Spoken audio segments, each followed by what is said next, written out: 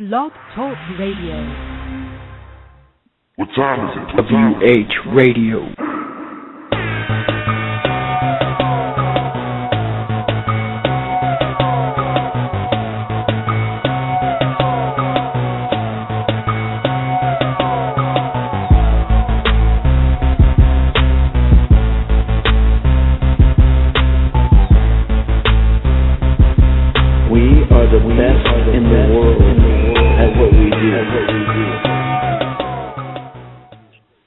Welcome back to WrestlingHeads Radio. You got Skits, and I'm here with Oscar. What is going on, man? Nothing much, man. Just waiting for that guy in the black and white paint to make his debut already. Oh, man. We got a lot to talk about today. A lot of news going on in the world of wrestling today. We'll get into it a little later. But let's start off the show with our guest from CZW, Miss Kimberlee, the bombshell herself. How you doing? I'm good. How are you guys? Everything's great. Yeah, everything's great. Over here, reading a lot of crazy stuff that's going on here in wrestling. I'm pretty sure you know what I'm talking about. Yes, there is. Yeah. For all those that don't know who Kimberlee is, Kim, is that fine if I call you Kim? Yeah, Kim works. All right. Yeah.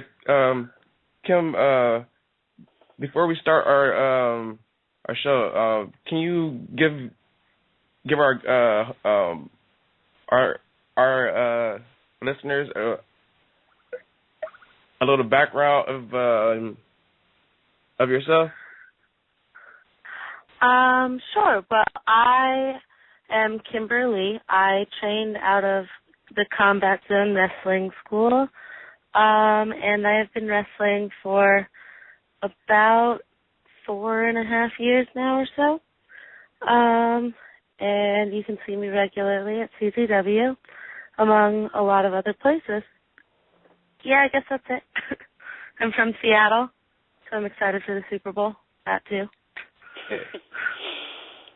Yeah, my money's on Seahawks as well. I mean, right now it seems like that's what I like to hear.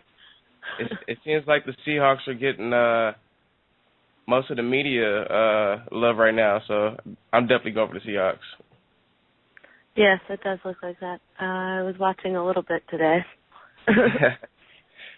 But yeah, let's go ahead and get this thing started. I'm going to start with the first question. Kim, you as a female wrestler,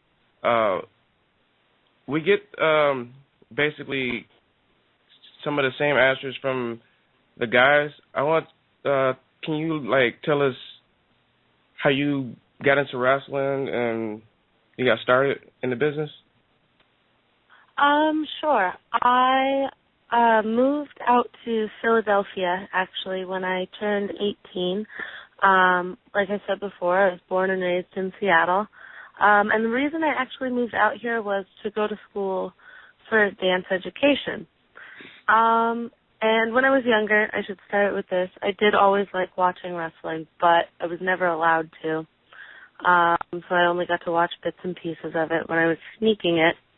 But when I moved out here, I ended up going to a wrestling show with a friend where I happened to meet DJ Hyde. And in meeting him, I started talking about training, and then the rest is kind of history. And I joined the CZW Wrestling Academy and trained from there. Yeah, definitely. Is there some wrestlers that you watch that you like or looked up to? I would say the ones that stick out and I remember the most are I remember Jericho, or I always really liked Chyna as far as female wrestlers go. I don't know why, I just did when I was little, and with the little bit I got to see, those are two that I can think of off the top of my head. Yeah. Go ahead, Oscar. Yeah. My question I want to ask you about that Combat Zone training school. I mean, I was like hearing about it, reading about it. Is that school still around? And if so, is there a way you can give our listeners like the information just in case they want to like go to that path, like they want to get, you know, if they want to be a professional wrestler, is there a way you can give their information out for our listeners to check it out? Yeah, the CZW Wrestling Academy is definitely still around. We are in New Jersey at the moment, South Jersey. And I'm pretty sure if you want to look up any of the info, you should be able to find it on czwrestling.com. That would be my best guess as a place to look. But yeah, we're definitely still around. I usually am down there still. Oh, so do you do the training there, or are you like involved somehow? No, I just go down there and I train with the students still. Yeah. Okay. All right. Another thing I just want to ask you about that school is that is there like in case one of our listeners are listening about it, is there like maybe like list of names you can give out who was trained in this academy? Other people that were trained there? Yeah. I mean, I've worked, when I first started, I was training a lot with, like, Alex Colon, and Adam Cole was actually there a lot of the time, and who else can I think of off the top of my head? Latin Dragon I've trained with a lot, David Starr, different people that have just been down there at different times, and people that have trained there at different times. Oh, yeah. I see. You know, a while back we had DJ here up on the show, and we were talking about a lot of guys that came out of CZW are like big stars, like guys like Dean Ambrose, like he's in the WWE right now. Adam Cole's looking sharp right now, one of the best wrestlers out there, and even you, like you're definitely one of the best female wrestlers out there. Thank you. Yeah.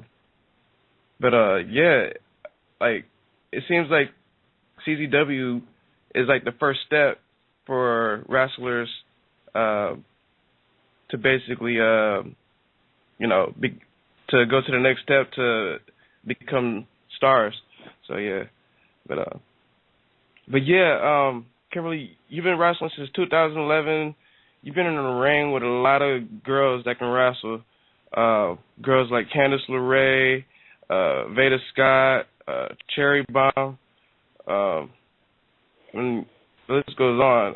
Christina Vanieri. Who's one of your favorite girls that you like? So like who would you have the best chemistry with?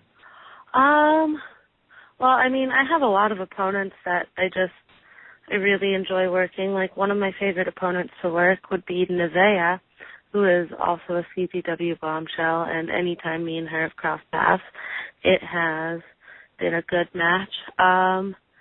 And, I mean, there's definitely a lot brewing with me and Christina Vanieri right now, and she's another person that I know when I end up in a situation where I'm going to have to wrestle, I know it's going to be a good match, even if it's going to be a brutal match.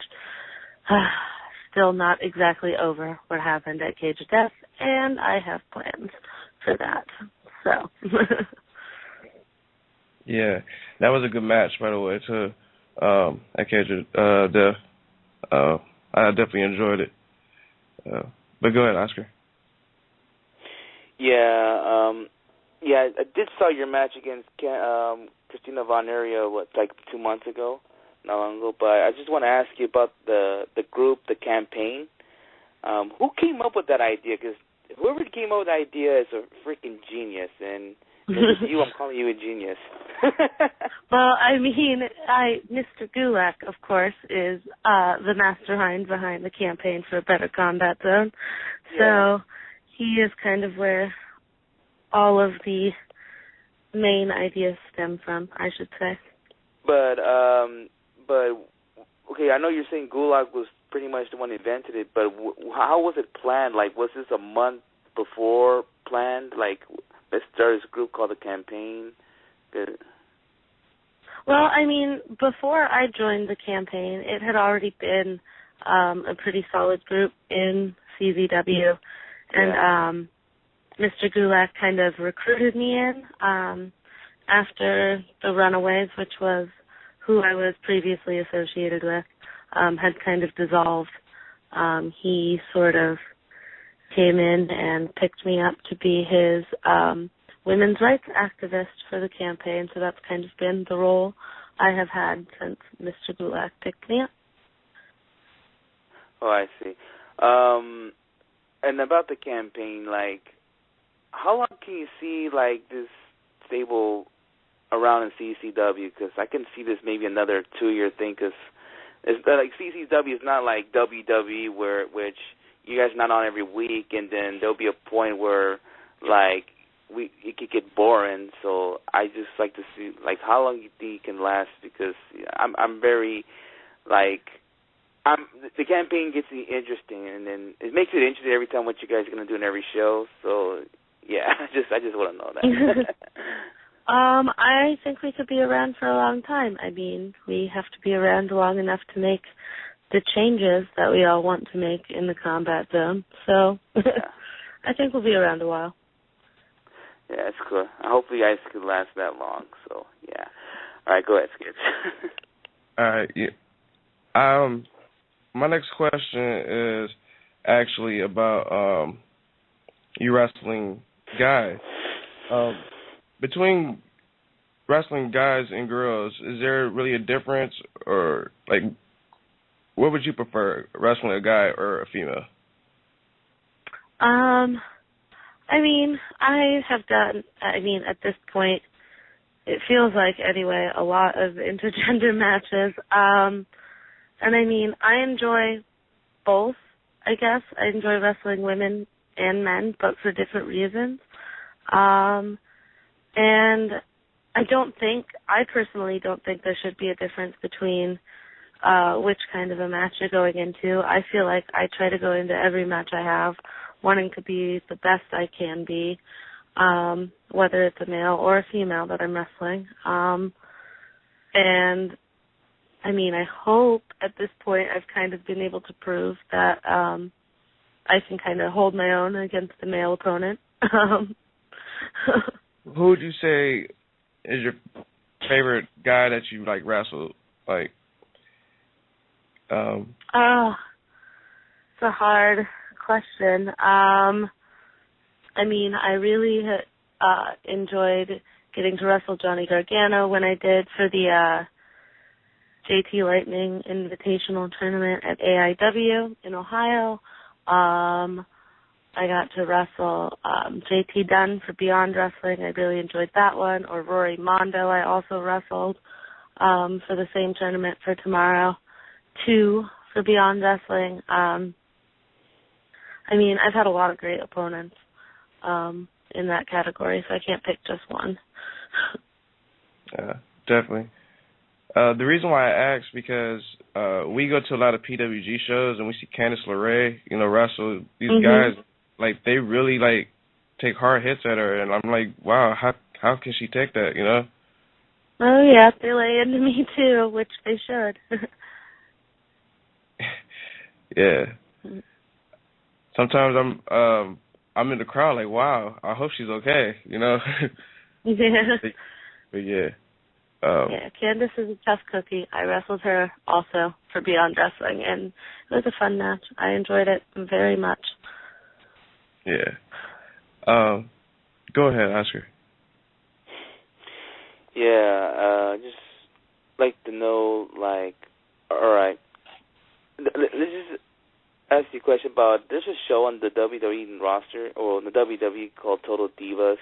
I just want to know as a question that if you were in the roster today and they asked you to be in that show, would you want to be in the show? Like, would you want your life to be out there, meaning that we know who your dad is, we know who your mom is, we know your pets and what you do outside of wrestling. Would you want that kind of like, you want us fans to see how your life is, how you're doing your life every day? Would you?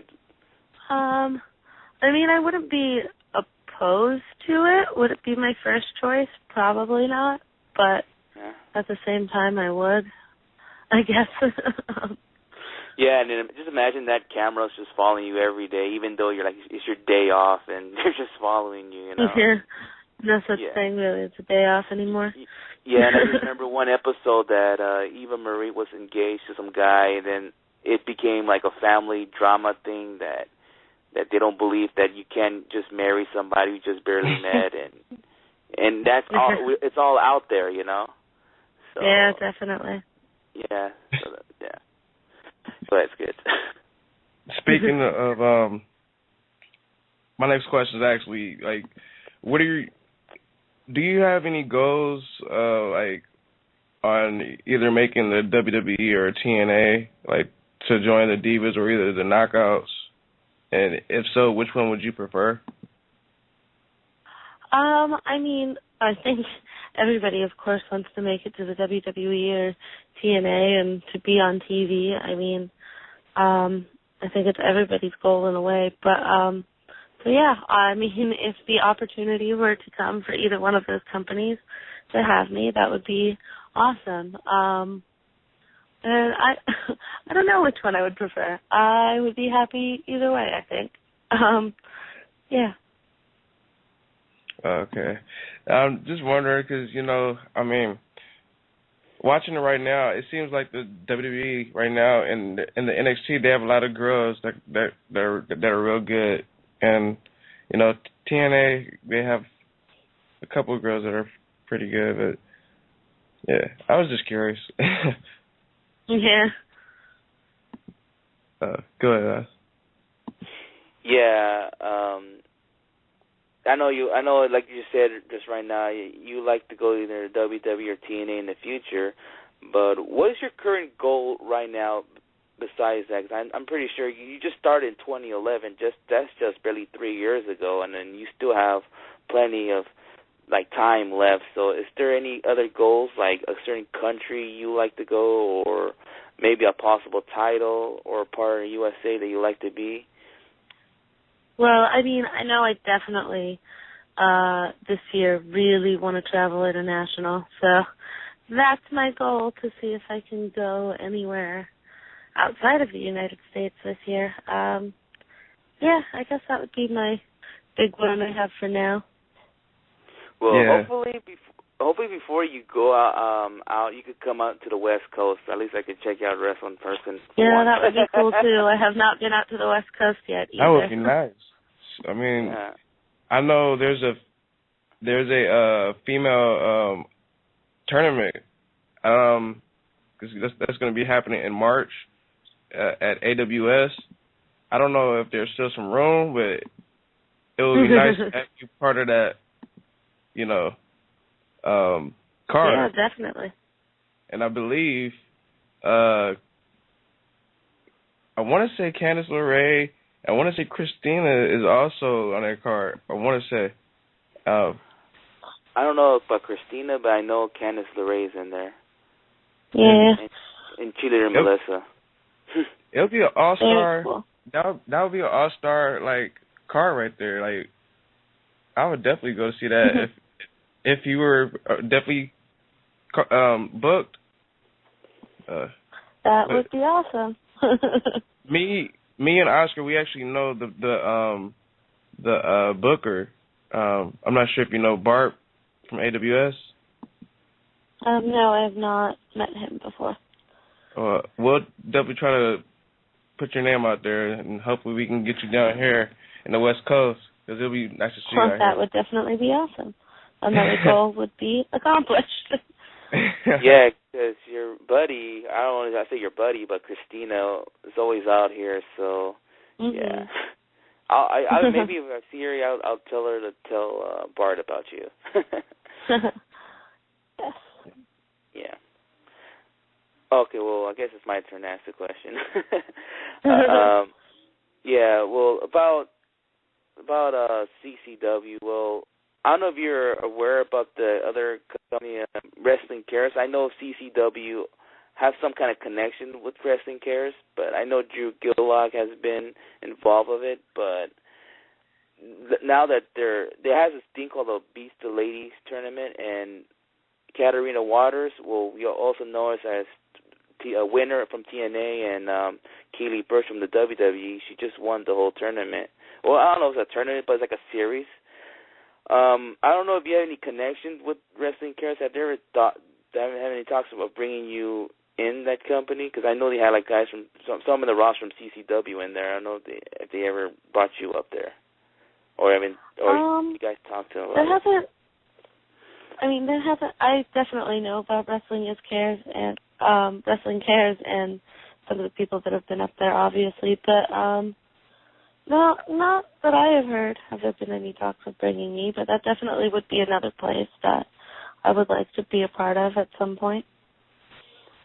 Yeah, because I remember we had David Jackson here. He was thinking about maybe next time doing a women's tournament instead of a series, and like I said, that would have been great for you. And then I would want to see you wrestle, not. Yeah, I want to see you wrestle, not be a hostess, but. Yeah. Yeah, so, well, I'll ask David, too, I'll bring up your name, and hopefully bring you in the West Coast this year. See what happens. Skips, I think we need to put the word out there. I mean, seriously. Hey, we got to. I mean, it's not that many.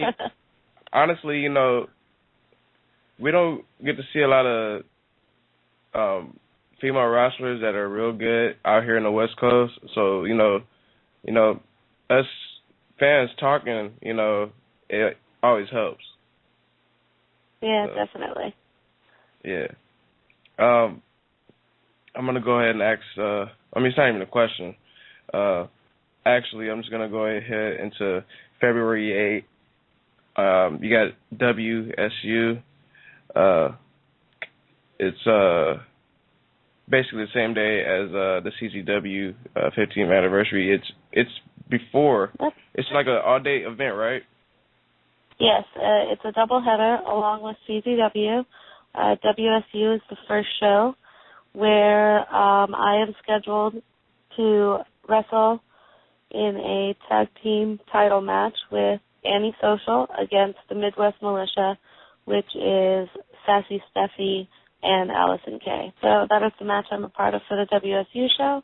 And then you will see me with the Campaign for a Better Combat Zone later that night on the CZW show. Yeah, I have a question because I have never got a chance to check out WSU yet. Can you tell me who are the tag team champs in that? The Midwest Militia. So Sassy Steffi and Allison Kay are the champions right now. So do you and Annie, do you guys tag up on a regular in this promotion? Yes, we've actually been a tag team pretty much since I started in the promotion. So we've been around for a while now. Okay. And the name of your tag team is called? We are Chicks Using Nasty Tactics. Okay. I saw SSCUNTS. Yeah. Yeah, this card is stacked with a lot of great females. Hopefully I'm off work, and I'll definitely order this and CZW. Question. You definitely should. Question, do you know if I order one, do I get both? I'm not exactly sure how the ordering process works. I do believe you can find where to order them, most likely on the CZW website, czwrestling.com. I'm sure there's a link to the pay-per-view website on there somewhere. Yeah, and real quick, Oscar, Kimberlee, you was telling me that you also had Beyond Wrestling coming up too, right? Yes, I do. Can you give our listeners some information on that, please? Yes. That will be up in Rhode Island. It's the weekend after CZW. That's Sunday. And I will actually be wrestling Drew Gulak there on the live show at Set Music. So you can always look up Beyond Wrestling and find out more details that way. I tweet about it all the time, so if you follow me on Twitter. Yeah, we do. Yeah. I'm definitely going to look into some Beyond Wrestling to check you guys out on that day also. Definitely. Go ahead, Oz. Yeah, I kind of asked JT Dunn this last week, and I'm going to ask you this too. I know the next CCW show you're having is the card is stacked. I don't know if the the card been announced, but it's just that the talent there's like you have AJ Styles, you have Joey Ryan, Candice LeRae, Drake Younger returning.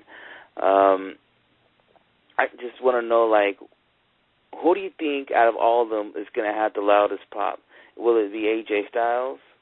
Because I asked. This is a different kind of question I'm asking than what I asked JT Dunn, because I asked him how loud the crowd is. But who do you think will have the loudest reaction out of all those names I just gave out? Oh gosh, it's a hard question. AJ Styles, maybe, probably Drake. I would say maybe Drake though too.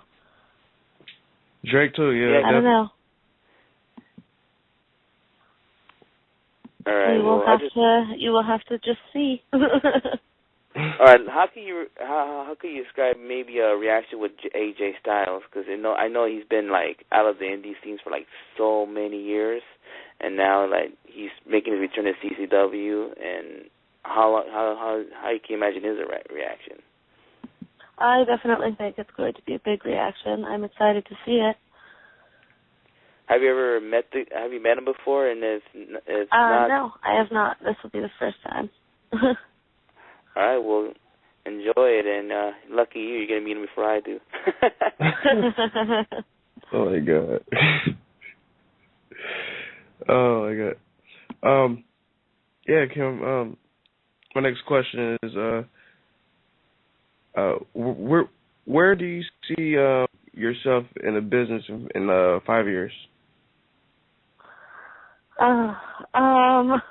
Hopefully still healthy and wrestling, and I don't know, accomplishing as much as I can, really.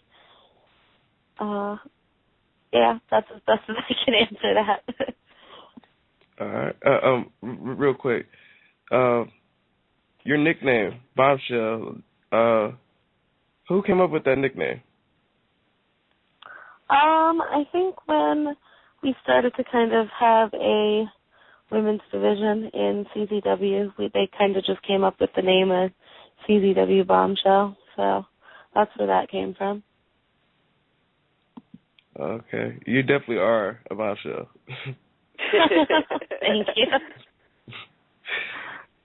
Go ahead.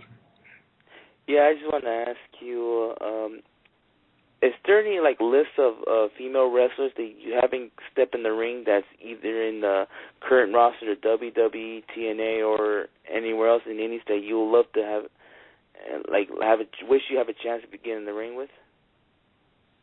I mean, yeah, there's definitely. I would really love to wrestle Natalya at some point if you want somebody who is from WWE, or somebody off the independent scene, Mercedes Martinez. I haven't gotten a chance to wrestle yet, so those are the ones I can come up with off the top of my head. Yeah, Natalya's a first. Yeah, that's a good choices. I mean, Natalya would be nice. One in TNA, Gail Kim. I think you and her will have an awesome match. I mean, even that would be awesome as well.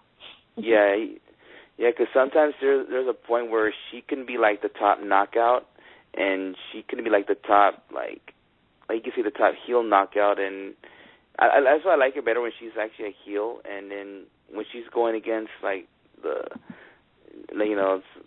see the baby face knockout, then that's what I think. That's where she does her best, and I would like to see maybe both of you guys will get in hopefully one day, or maybe. Maybe it could happen. And there's a thing going on TNA. I don't know if she's still gonna do this now that she lost her title. She's been like doing like open challenges, and I know Cherry Bomb was part of it. And they brought in Candice LeRae as well. Yeah, and I was hoping it could keep on continuing. Maybe we could have saw you like a few weeks ago or something like that. So we shall see. Well, yeah. Well, hopefully she continue with that open challenge, even though she lost her title, and maybe maybe we'll see you in Impact next week. You never know what could happen. Yeah. Yeah. Go ahead, kids. My next question is actually non-wrestling related. I'm just going to go right to football. Who's your favorite Seahawk? Russell Wilson. That's easy. Man, I'm definitely looking forward to this. It's going to be a good game. A lot of people think Denver's going to win because of Peyton Manning, and come on. That's all they got. I don't know. Our defense is pretty awesome. And also, you guys got USC's old coach, Pete Carroll, and I'm a big, USC guy, so I definitely got to hold it down for you guys. Yeah, I'm definitely excited. Super Bowl can't come soon enough. Are you a baseball fan too? You like the Mariners? I don't watch baseball quite as much as I pay attention to football, but I definitely would root for the Mariners if I am watching. Yeah, it sucks. And it sucks they took the Supersonics away from you guys and made them the Oklahoma City Thunder. Yeah, I have heard they are trying to get the Sonics back though, so maybe they'll be back. Who knows? Yeah. Go ask her. You saw Susan? Yeah, I just want to ask you something, and also not related to wrestling, but have you ever been to that new stadium, or well, not new, but that stadium they actually play? Like, have you watched the game there? Because how loud is it out there? Like, if I ever go, should I wear earplugs? Is it really that loud? Oddly enough, I've never been to a football game live, so I couldn't tell you. I have been in the baseball stadium with the retractable roof, however, if that counts for anything. Yeah, it's because don't hate me, because the team I like is pretty much the Seahawks rivals. It's the St. Louis Rams. No. St. Louis Rams, yeah. Yeah, don't hate me, please. But I did went to a game when they played against the San Diego Chargers, and I swear there was more Rams fans than Charger fans there. And it can get loud there, but I feel like it was more because there was the Rams throwing, but I've never been to a game where there's more Charger fans. So I don't know how will that be, but that's the only loudest thing I can get to a crowd. But the only way I'll go to Seattle if the Rams are like at least a Super Bowl contender team, and maybe I'll go out there. Yeah. So, yeah. All right. Yeah. Definitely. I'm hoping you Seahawks get it. Good luck to you in your city. Definitely. Absolutely. When did you take that picture with you with the gear on? I actually did that over the weekend with my really good friend Blake Thomas, who's also a photographer. So, yeah, very recently done. Yeah, I'm like, yeah, I'm over here sitting wondering, how did Kimberlee know that the Seahawks were going to go to the finals? Nah, I'm just playing. Oh. But yeah. Oscar, you have another question? Yeah, I just want to answer. Maybe I want to get back to wrestling related. Maybe we can. I don't want to be asking just nothing but football now. Got the Super Bowl this Sunday, but yeah, I just want to ask you. It seems like now today in wrestling, when it comes to women wrestling, I feel like the sex appeal is kind of fading away, in a way. So I'm not like how it was like 10 years ago. It's like, oh, they're looking for someone to pose for Playboy, you know. Do you feel the same way when I'm feeling like the sex appeal is going away, and it seems like the women wrestlers are being more respected, not just like looking at them like, oh, we just want to see you on Playboy? Yeah, I definitely do think there's starting to be a change for women to be taken more seriously in wrestling and not just looked at as an object to be looked at. We're looked at as wrestlers as well now, a little bit more. Yeah, because even though, like, not even in the WWE, I mean, I kind of noticed that, no offense to Trina Michaels, but it seems like they just want to bring in porn stars at one point. Like, there's a company here 10 years ago called XPW. They brought in, like, Lindsay Borland and I forgot the other name, Veronica Kane. They did porn or nude stuff, and they brought them in the wrestling business. But I think I'm glad, today they can find women that doesn't have that background, and and they can just bring more women in that should be more respected than just that, just instead of posting stuff naked. Yeah, so I'm glad they're doing that today, and just to show those people that women just cannot just be like doing stuff like that, and women can do more than that, Definitely. Yeah. Go ahead, Skits. Besides, the promotions in the East Coast, do you pay attention to, like, any promotions down here? Like, do you watch, like, wrestling when you're not in the ring? Like, who are some of your favorites? I mean, I watch as much as I can. I have 3 jobs, so I don't have a lot of downtime. So I honestly watch a lot of DVDs or stuff on YouTube. I really like watching Kana. Still, that's probably what I end up watching the most. Okay. Working hard, huh? Yeah. Gotta pay student loans. They're a real thing. Yeah. Did you have one more question, Us? Yeah. This is probably my final question for you. Okay. Do you have a dream opponent? Like, say if you could get in a time machine, you could go back and you can wrestle any female wrestler from back in the day. Who would you choose and why? I think I would probably choose, this one isn't too far back, but choose to wrestle Chyna just because she was who I watched when I was younger and that I enjoyed watching, so it would be cool to wrestle that person. Oh, okay. Well, one opponent I would like to see if you go back to late 90s, Medusa. I mean, I think you and her will have a crazy match. She seems like a tough chick too, so yes. Yeah, and hopefully you don't end up going to the Attitude Era. I mean, I don't know, you probably don't even mind, but they might ask you to put in a bra and panties match or something like that, or something like that. Yeah. Yeah. Yeah. Go ahead, Skids. I might as well ask one of my questions that I ask just about every wrestler here on the show. If you were to start your own all-females wrestling promotion and you had to hire 3 females to start in your promotion, who would be the first 3 females you would hire? Oh, good Lord. I've never even thought about that. I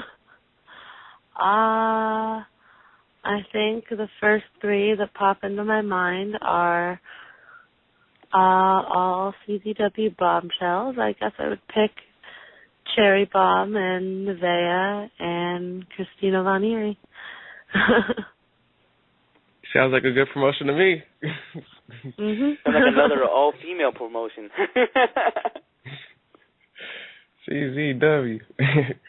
Yeah, ladies and gentlemen, it is going down February 8th. WSU. You can check Kimberlee there. You can also check her out later on that day, the CZW 15th anniversary show. should be rolling with the campaign. So make sure you guys order that. It's going to be good.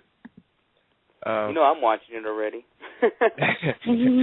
You know what, Kimberlee? Just to make you feel special, my friend's actually throwing a CCW party.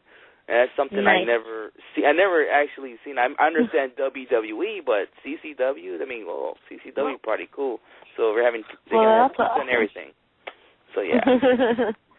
Yeah. Very cool. Yeah, Kim, we want to thank you for taking your time out for being with us. Hopefully we'll get you back on here. Thank you for having me. Yeah, definitely. Yeah, absolutely. Yeah, maybe we'll get you on here soon, maybe later. Yeah, I'll come back whenever you guys want to have me. Yes, thank you. And hopefully you come to the West Coast soon, and we'll spread the word out. Yeah, let's make that happen. Because we did our little magic before, so. Awesome. All right, then. All right, Kim. Thanks. All right, talk to you guys later. All right, good night, Kim. Good night. Good night. That was Kimberlee from CZW, ladies and gentlemen.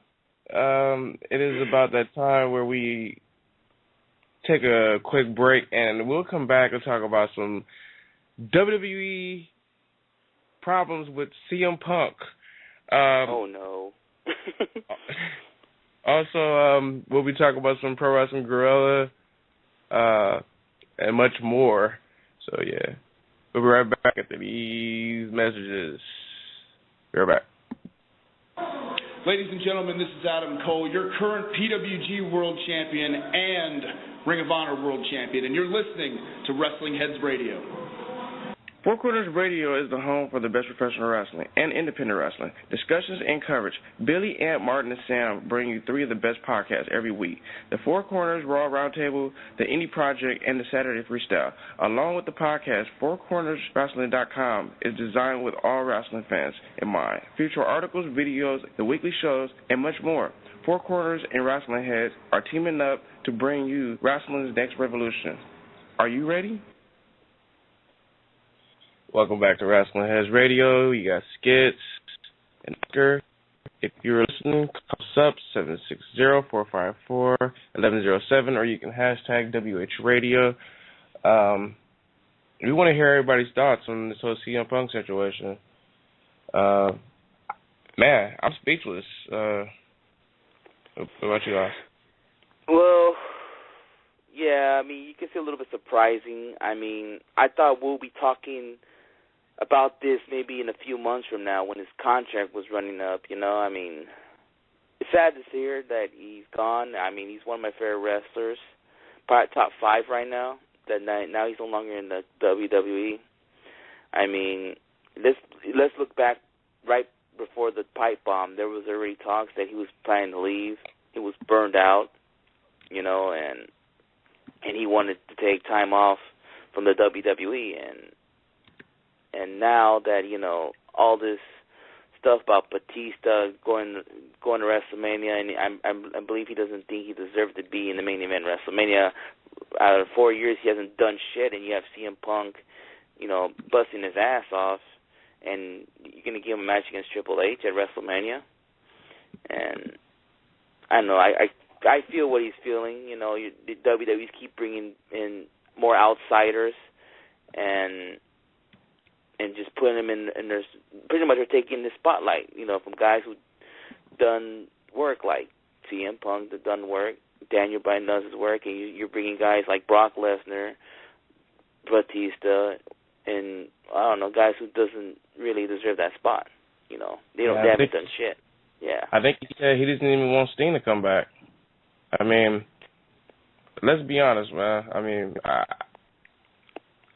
it's definitely not fair, you know, to have guys like Batista just come in and he basically just jumped over everybody and just took Punk's spot. I mean, that's really Punk's spot. If you really want to think about it, that spot where Batista is, that's CM Punk, you know? Well, but in that video you post on our Twitter, you know, he said this is Daniel Bryan's year, and if that was Daniel Bryan winning the Rumble, he probably wouldn't have been bitching right now, and he just probably would have still stayed in the WWE because, he understands why, this is why how Daniel Bryan's red hot right now. I'm pretty sure he respects the guy. They go way back. You know what? This is what Punk probably wants right here. You think I hate the WWE? I don't hate the WWE. I love this place. If I hated the WWE, I wouldn't be sitting here right now. I'd be at home a lot happier. You would be rid of the evil CM Punk, and you'd be a lot happier. What I want is change. I recognize when things suck, and I speak my mind. I want things to be different. I want things to be better. I want things to be so much better, not just for me, but for everybody. I am dying for a change. We are dying for a change. I want to be the catalyst. And I agree with you. We all want to change. And we're getting the same shit we get every year. WrestleMania year. I mean, I'm surprised Chris Jericho hasn't came back yet. Or, who else? Chris Jericho is really, they probably have nothing for him. Like, seriously, if they're going to bring Chris Jericho in, who are they going to put him in? What, another match against Fandango? I mean, there's really no point in bringing Chris Jericho. I mean, really, I just don't understand it. It's just like, we just said this the other day. It seems like every year they got to bring somebody in the past and put him in a main event spot in WrestleMania. You got Chris Jericho a few years ago, and he went against CM Punk. Then you had, last year, with The Rock, past 2 years, The Rock, and then, he ended up winning the WWE title.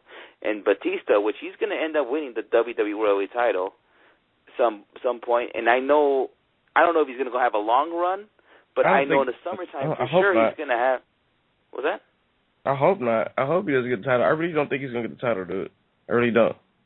Well, it looks like he's going to walk out the title at WrestleMania, but I don't know, like I said, it'd be a long run or he's going to have a short run, but I could tell you this, though.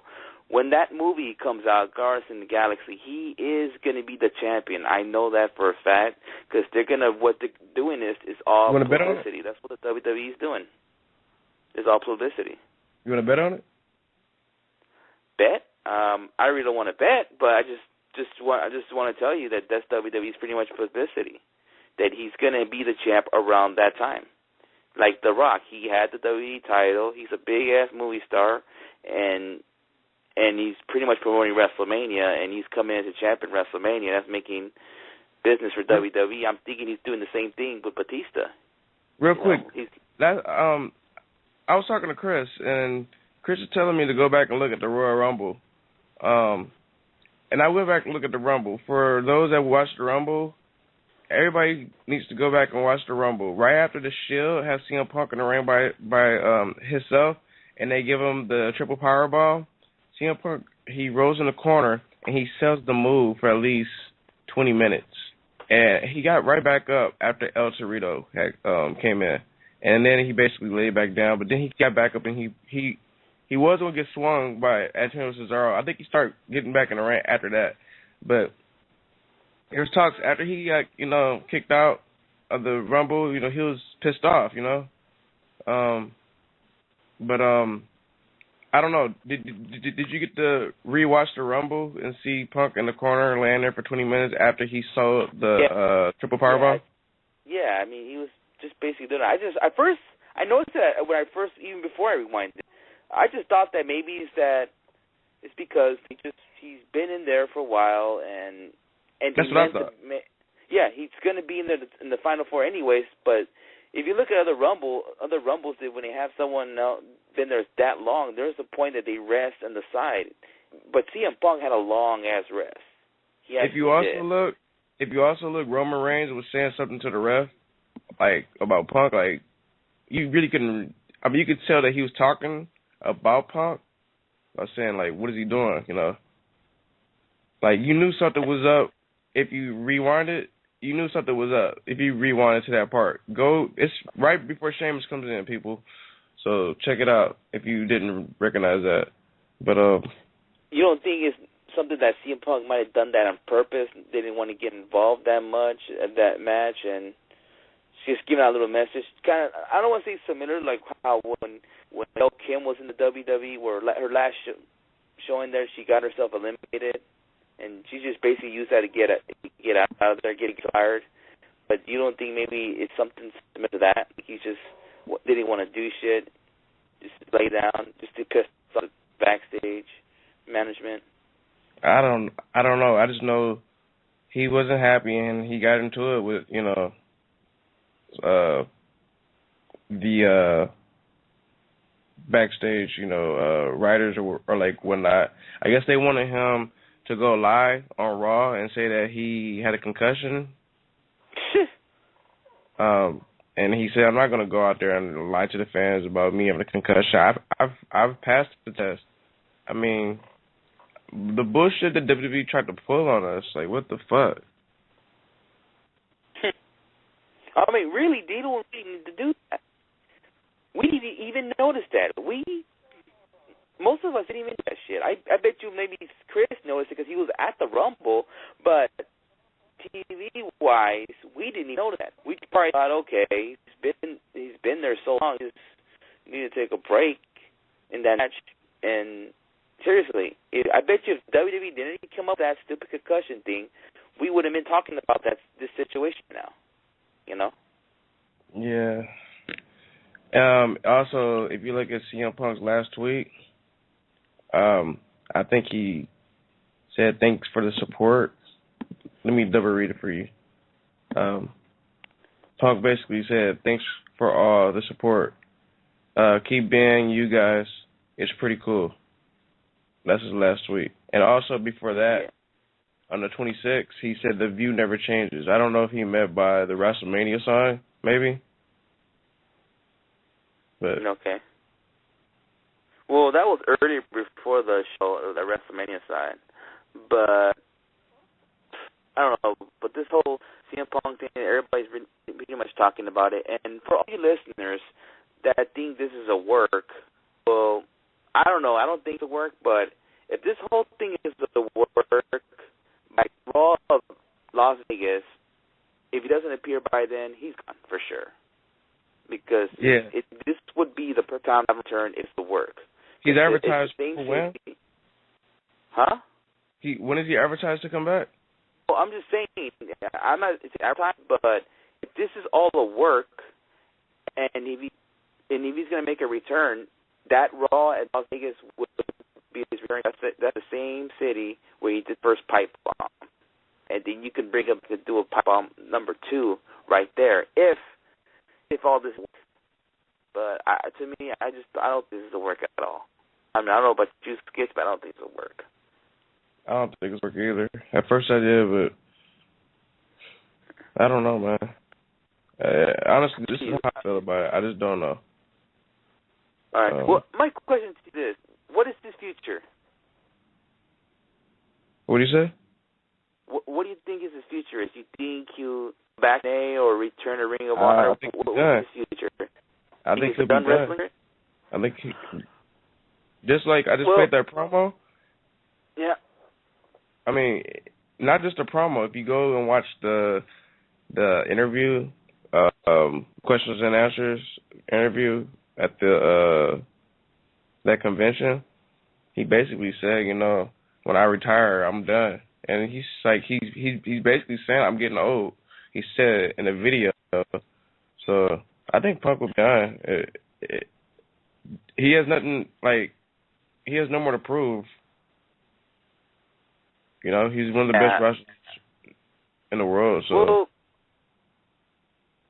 Well, I had to say is this, okay, for some reason, I just got this feeling that he will come back to the WWE. I don't see him going to TNA. I don't see him going to Ring of Honor or the Indies. He might make a stupid scene, okay, I'm in the crowd. Or just put he might quit, okay, I'm watching the Ring of Honor show, and something like that. Or if I know you work at Dodger Stadium, you better keep your look up, because CM Punk could be at that game. You just don't even Speaking of that, Punk does go to a lot of Cubs games when they're in LA, so a friend of mine said he saw him. Well, I just think he's a real big baseball fan. I think he'll just go to any game, anywhere. It doesn't even have to be the Cubs, you know. He could, like I said, he could be at Dodger Stadium, so you might even walk right by him. But like I said, you know what? Hold that thought, because somebody wants to share thoughts, and his name is Matt. And I think it's time for Matt's thoughts, because Matt really has a lot on his mind about this whole CM Punk situation. He texted me at 8:30 in the morning telling me this. It's time. And now, it's time for Matt's Weekly Thoughts. Take him to school, Matt. All right, well, I'm going to keep this short and sweet because my phone's kind of running out here. But as everyone knows today, just found out CM Punk left WWE today. I, for one, am not surprised by this. And here's a few reasons why I'm not surprised by it. One, direction that this company is going in. Yeah, as I stated yesterday, you know, Daniel Bryan not even being in the Royal Rumble match yesterday, you know, it was huge. How bad the Royal Rumble was last month or last Saturday. And then you had this craptascular, bogus booking and writing going on. So that's something that don't surprise me at all. I know a few people are saying, as I was reading, that it was a work. Some people think it's a work. I, for one, if this is a work, I, for one, will be very highly mad because this is just another attempt of WWE just to say, oh, okay, we're going to get people talking and watching again to recover. I think this is just, you know, I think he honestly did walk out on the company. That's how bad it is. But that's how as much as I'm going to keep it. You guys, I got to get going. There's more on my WH Matt Twitter account. I said a lot more to it. You can read up on there. But it's just, this is just another sign of how disappointing this company is. Yeah. Follow Matt up, everybody. It's WH_Matt. See what he has to say. Matt, thanks for calling in, man. Oh, no problem. Yeah, nice to hear from you, man. Yeah. All right, bro. That was our boy Matt. I believe his phone is dying, so yeah. Hey, at least you took the time to call in, right? Yeah. But man, I honestly want to hear everybody's thoughts on this, even fucking Ryan and fucking Don's, you know. Yeah. Wow. But like I said, I want to continue on, like I was saying before we got there, like his future. Like for some reason, like I said, he's gonna. I got this feeling he will come back. He could be that return from Raw after WrestleMania 31. I mean, it could happen. I mean, I know CM Punk is gonna have an itch to come back because he said he wants to main event WrestleMania. That's his goal. Well, I think that itch is going to get to him, and it might make him want to come back. I know people are saying, oh, he saved his money and all that. Like, I understand that, but he's going to have the itch to come back. Honestly, right now, my eyes are stick to my phone. I just want to see the next time he tweets. I just want to see what it's going to say. It sucks.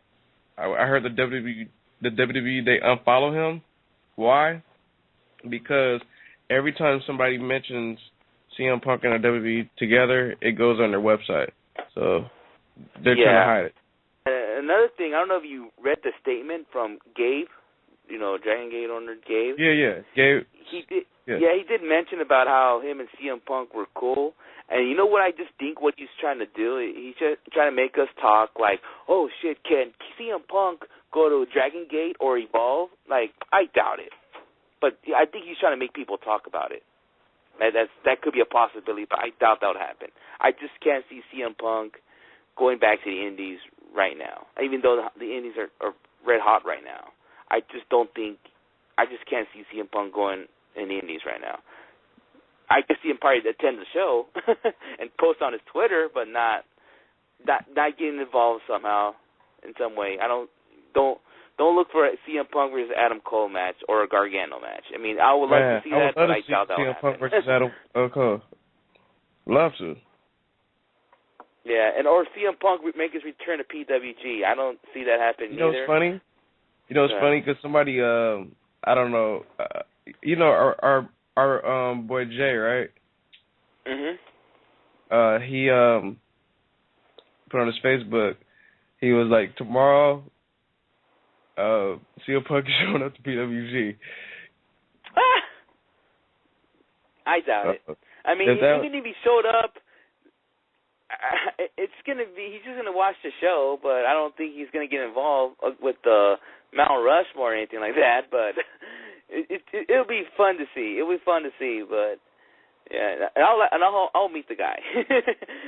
But it'll be fun to see what he would do. But I don't see that happening. But like I said, people, you guys can call me crazy. You guys can tweet me at Sinister632. Go ahead and give me shit. But like I said, I think if he's gonna wrestle again, it will be in the WWE. It's not going to happen in TNA. So Bully Ray could tweet and challenge him all he wants. Yeah, it's not going to happen. I don't even think CM Punk likes TNA. I've seen him talk so much about TNA. It's ridiculous. The only person he likes over there is one of his best friends, and that's Samoa Joe. Hey, don't forget about Austin Aries. He actually praised him on Twitter a few months back, saying the guy is awesome. He's very talented. I mean, he said some positive things about Austin Aries, so yeah. Yeah. But like I said, people, he'll be back in the WWE. I think it will happen. Yeah. Well, I love CM Punk, but enough about CM Punk. I feel like the fucking internet's been talking about Punk all day. Yeah. Unless somebody wants to call up and talk about Punk, 760-454-1107. We're going to get into some talk about the Elimination Chamber. There's been some new matches added and some new participants that are going to be a part of the pay-per-view. Everybody's got their dream come true match. The Shield will go against the Whites. So it's obvious. We talked about this past Monday that the Whites, they definitely need this win because the Shield's established. Hold on, before you continue, I just want to say this is pretty much a spoiler alert for our listeners. So if you really cared about, you don't want to know what's going to happen on SmackDown, then maybe you could put the volume down for a few minutes. So yeah, you can see a little spoiler is going to be going down in a few minutes. So yeah, if you don't care, then continue listening. Yeah. Yeah. So it's going down. You got Luke Harper, Bray Wyatt, and Eric Rowan versus Dean Ambrose, Roman Reigns, and Seth Rollins. What a match. All guys can go. They can steal the show. Yeah. I mean, like I said on Monday's show, I mean, it would be nice to see those guys go at it at Chamber. And if you want to demise the Shield, this is the perfect time to do it. I mean, you got to put the Wyatts over, and then if you're going to plan to do maybe a possible triple threat match involving Seth Rollins, Roman Reigns, and Dean Ambrose, this is a perfect setup to do it. You could do it kind of like what you guys did with Legacy a couple years ago with Randy Orton, Ted DiBiase, and Cody Rhodes. You can have them go point the fingers. They could go bicker at each other and stuff, and that will lead to a match. And whoever you're planning to go to the babyface, heel turn, or whatever you want, you have time to do it. All of them play heels. At WrestleMania. Well, not in one match. I mean, the Legacy did it. No, Randy Orton was the babyface. I could have sworn Randy Orton was the heel. No. I mean, his heel turn ended during that feud, and that's what it looks like to me with Roman Reigns. That he's gonna become that babyface turn. I don't know about Seth Rollins, but to me, he should turn babyface, but I doubt it. I mean, I don't know. It could go either way. Hold on, real quick. Let's take this call real quick. We got a 716 here on Live on WrestlingHeads Radio. Who's calling? 716. All right, 716 Don't can be listen. shy. If they want to listen, it's cool. Right. But yeah, like I was saying, like I could have sworn that Randy Orton played the heel when when the Legacy had that triple threat, which could be similar for what they can do with the Shield at WrestleMania 30. Yeah.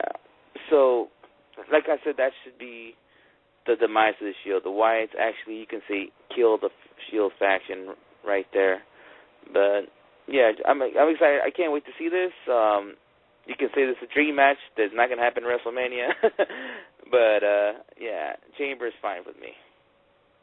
Yeah. Well, let's go ahead and get into another spoiler.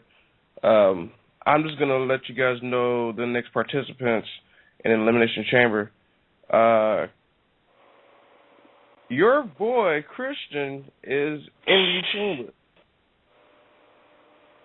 Okay, who's the other guy?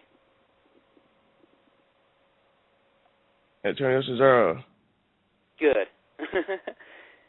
Cesaro deserves it, but okay, why the fuck Christian is in the damn match? Okay, look, first of all, I know WWE, look, I know he did a lot for you. I mean, he went to TLC, ladder matches, a lot of shit he did in the Attitude Era during the Edge and Christian versus Hardy Boys, Dudley Boys feuds you guys back in the years, but come on, the guy is old now. He's getting hurt every fucking month, and he's out of action pretty much half the year. I mean, why put him in a match which you know now he's injury prone, and you can put him in a match he could get injured again by either putting through those little plastic glass shit or those little chains. Why would you put him in this kind of match again? And what, he's going to be out again until he makes a return to SummerSlam? I mean, I'm seriously, don't guarantee, look, for our listeners, do not put money that freaking Christian will be wrestling in WrestleMania, because I'm afraid he's going to get hurt. He might get hurt next week, and he might have a replacement. You know, so they're going to put in someone like maybe Rey Mysterio, who's another injury-prone guy. Oh, don't say that. I mean, Mysterio, I understand. They don't have another mass luchador guy that the kids will love. You know, they don't have another guy. That's why they still got Rey Mysterio around. But Christian, I don't understand it. I mean, he's done. He's done. Hold on 1 second, Oscar. Let's try this 716 one more time. 716, you are live on air. Are you there? Hey guys, it's Sloan. Hey, Sloan, what's up? What's up? Oh, nothing. What's going on, guys? We're over here talking about, I don't know if you're down to hear some spoilers of who's in the chamber. I don't know if you already know. Oh, of course I already know. Oh, yeah, okay. I'm just pretty much ranting on Christian. Like, okay, why did they put in Christian, which he's freaking injury prone, and they put him in a match where he could possibly get hurt again, and he'll be out for another half a year, and he'll be back by SummerSlam. And, you know, I understand that he did a lot for them during the Attitude Era, which he did a lot of, you know, daredevil actings. Well, not much like Jeff Hardy did, but, you know, the guy's old now. I mean, he did a lot, and I think it finally took his toll, and I feel that he's going that direction where Kurt Angle is. Like, he can't wrestle that WWE schedule today, you know. He can't do it anymore, and, you know, the guy's done. I don't understand why they put Christian Do you in think he should be back in TNA? That might be the best for him right now. Or retirement. Like well, Edge. I I think he could be in the Elimination Chamber because maybe this is like his last run. You know, I mean, he is injury prone now, but in a sense, if he hadn't been injury prone, he still would be in that top picture. You know, if he hadn't spent the last 6 months or however long it's been injured, you know, he'd still be up there, like probably like at least, you know, in a relatively main event picture on SmackDown. You know, his career kind of got cut from being injured. And maybe this is like their way of being like, okay, you've hung in there. Let's just give you, you know, one last spot. Hopefully he runs with this one because the last time it wasn't so good for him. I actually like the Christian Del Rio match though at SummerSlam, which was great. Also the match he had with Orton, like when he was the heel, I actually like that Christian also. If they can kind of build the Christian back, because I'm not really a big fan of the face Christian, I'm with it, but we'll see. Well, I think it's more like... Go ahead, Swan. No, go ahead. I was going to say, like, I think it's more like they bring him back, you know, to kind of be that veteran in the locker room, to bring up these younger guys. I said he's not going to be champion anytime soon. He's probably not going to be on the full-time roster within a few months. But they got to bring him back just, you know, for that one last hurrah. And then he'll be that, you know, Chris Jericho type guy who's there to get people over and work with them and, you know, bring others along. Yeah. Let's hope so. Yeah, it was funny what you meant about TNA. I was thinking out of my head, like, okay, will TNA bring them back? Now they're going with this youth movement. Like, I don't know that they'll do that. You know, I mean, if this was last year, doing that. Well, we'll see. But if this was going on last year, I mean. Yeah, pretty much to bring back. But today, now they're bringing guys like Eddie Edwards and Davey Richards, and there's obviously the Briscoes and the Young Bucks could be going to TNA. I mean, that's a totally different move than what they were doing a few years ago. But back to Christian, I mean, I don't know. The guy's done. I mean, I'm not saying he had a great career, Hall of Fame career, possibly. Maybe you don't have to rush him. He's been tag team champion a lot. Yeah, he was tag team champ a lot, and him and Edge and Christian. And don't forget him. Don't forget Christian and Lance Storm. Yeah, the Un-Americans. Don't forget Christian and Chris Jericho too. Yeah, I mean he got involved so much tag teams. I mean, probably he probably won't be a headliner. You don't have to put him in a headliner. And I mean, you could put him and Edge in the Hall of Fame together.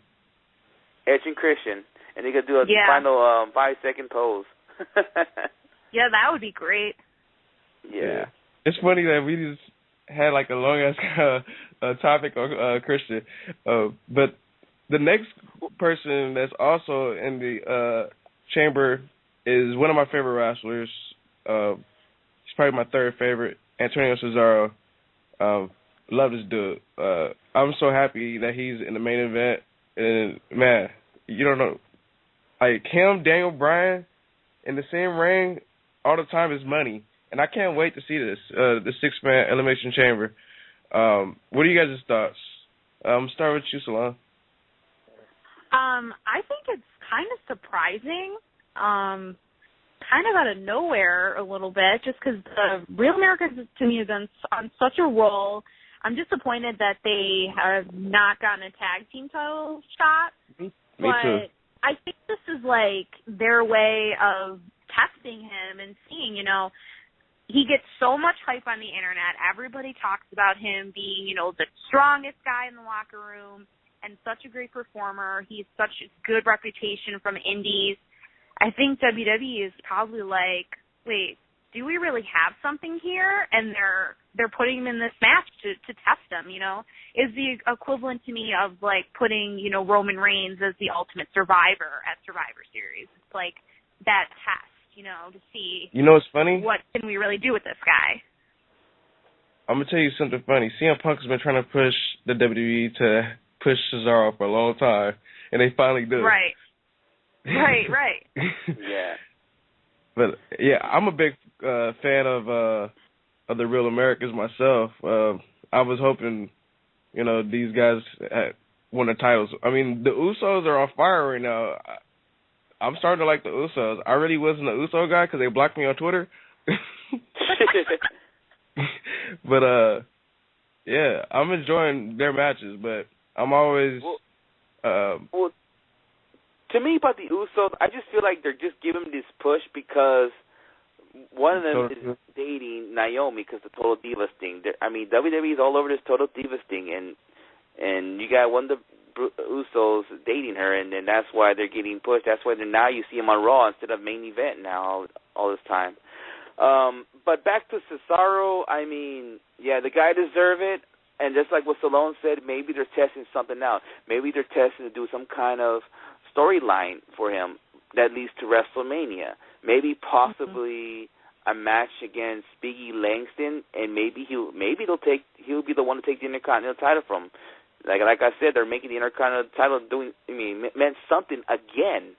So if you put in a WrestleMania match with Big E Langston against Antonio Cesaro, is that really kind of big for the Intercontinental title? It's Cesaro. I think Cesaro, he can handle being a champ. When he was a U.S. champ, I was a big fan of it, and he was a great U.S. champ. Definitely, he needs to stick with Zev Coulter because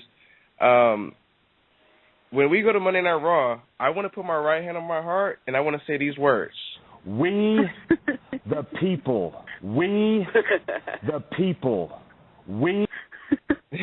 Yeah, but let me just continue on with Cesaro. Look, if he wins the Intercontinental title in a WrestleMania, that would be huge for him, and I bet you they'll find a better story for him when he's Intercontinental champ, better than he was with the U.S. champ, because basically when he was U.S. champ, he only had feud against R-Truth, Santino, I guess some with Kofi Kingston, and he ended up losing to Kofi Kingston on Raw.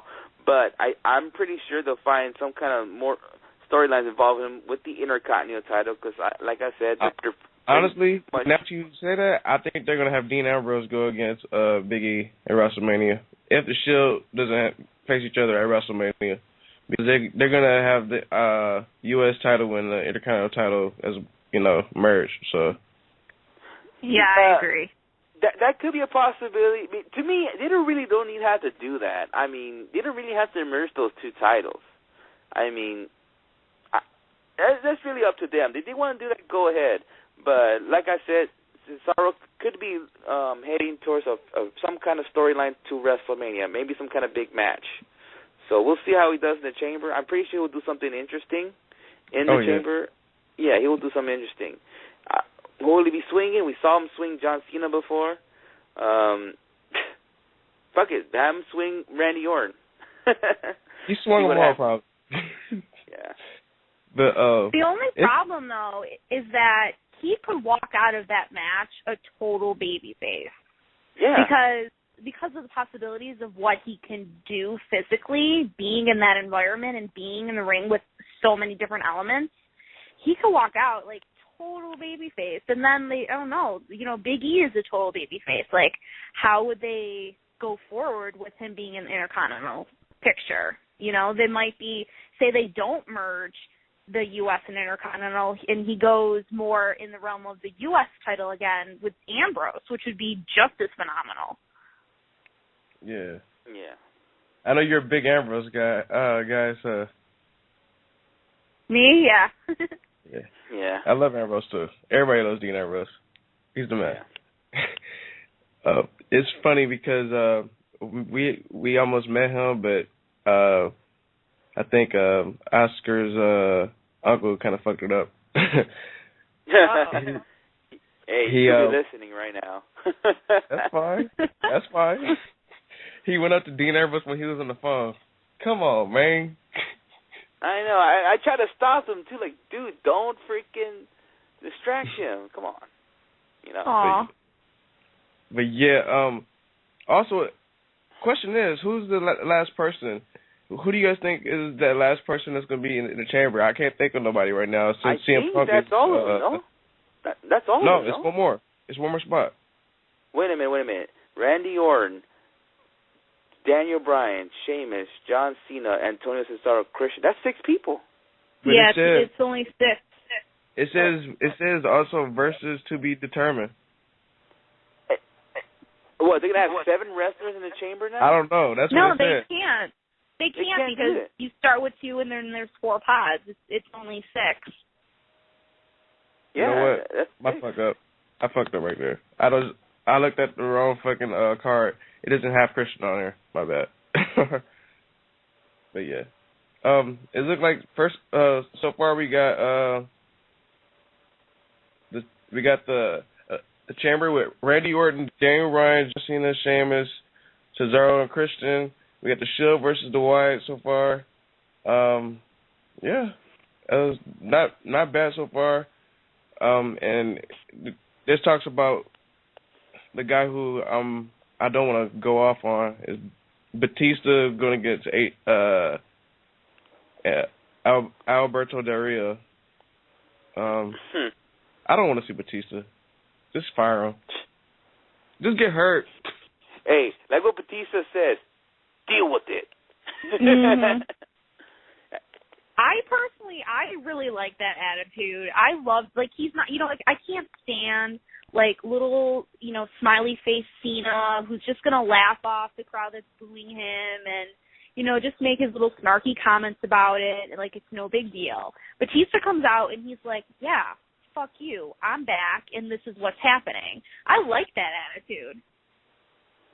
Yeah, I mean, that's pretty much a baby face that people like, but the thing is, though, is Batista, and the crowd is smart. The guy is old, and they don't give a shit about him. But I bet you, if you could find a wrestler to get that attitude and does it, the crowd will be over. Freaking Skits would freaking kill me if I say this, but if they gave that shit to Ryback instead of having him saying "feed me more" about a year ago, people will go nuts on Ryback. He was over back then, yeah. If you give that shit to Ryback saying, I'm going to take that title from you, like that he'll be over. Feed me no more. I'm full. I want to get into some PWG talk. I'm ready for DDT4, and I know you guys are too. Yes. Yeah, I'm pretty excited. Yes. For all those that don't know what DDT4 is, it's basically a tag team tournament. Got some of the best wrestlers in the world on this card. How about we share our predictions? Let's go ahead and start off with a non-tournament matchup. Roderick Strong is now not going to be on the card due to injury. What's the guy's name that took his spot, Oscar? Oh, Adam, I can't pronounce his last name, but Thronstone, something like that? Yeah, I think he's a quintessential champ. He's a quintessential champ, right? Yes. Yeah. He's going to be taking Roderick Strong's spot, which I was very shocked. I thought it would be somebody like B-Boy or like Willie Mack. Yeah, you know what? B-Boy actually tweeted me, and he said that he's injured as well, so that's why he's not in the match as well. So he has an abdominal strain injury. So yeah, if you look, he did tweet to me that. So Adam who is this guy then? Who is this other guy? Adam I've never seen him. Never seen him in the ring, but I know he's the quintessential champ. Yes. Oh, yeah, okay. I think he was basically mostly wrestling in Nevada. In the state of Nevada, but then when this quintessential tournament happened back in June, he won the title, the title of it. But now I guess he's making his PWG debut on Friday. He's going against Tommaso Ciampa. So yeah. I'm gonna just go ahead and choose Tommaso Ciampa because I know Tommaso Ciampa is a fucking beast, and he's gonna welcome him all right. Yeah.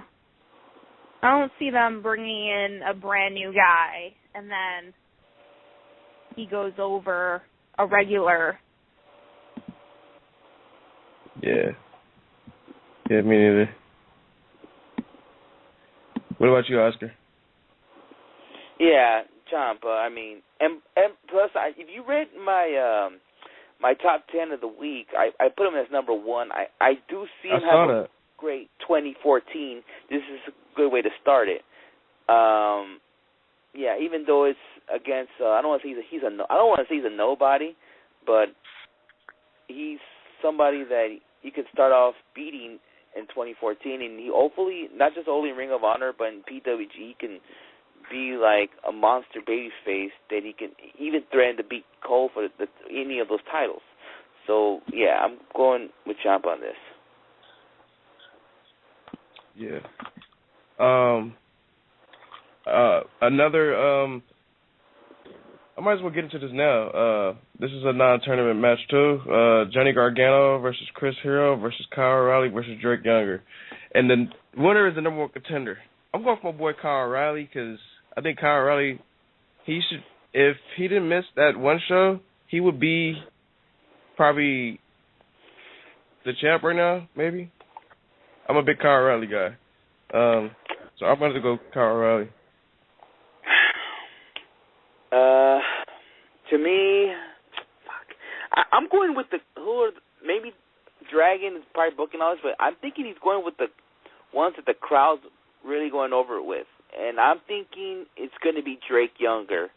And plus, out of all those 4 opponents he wrestled, Drake Younger was probably the closest to beat Adam Cole.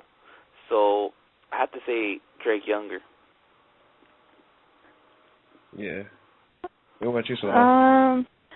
It's a hard one. That's tough because there's just every single guy is like you have Hero, who is, you know, the basically indie darling now from having just come from WWE.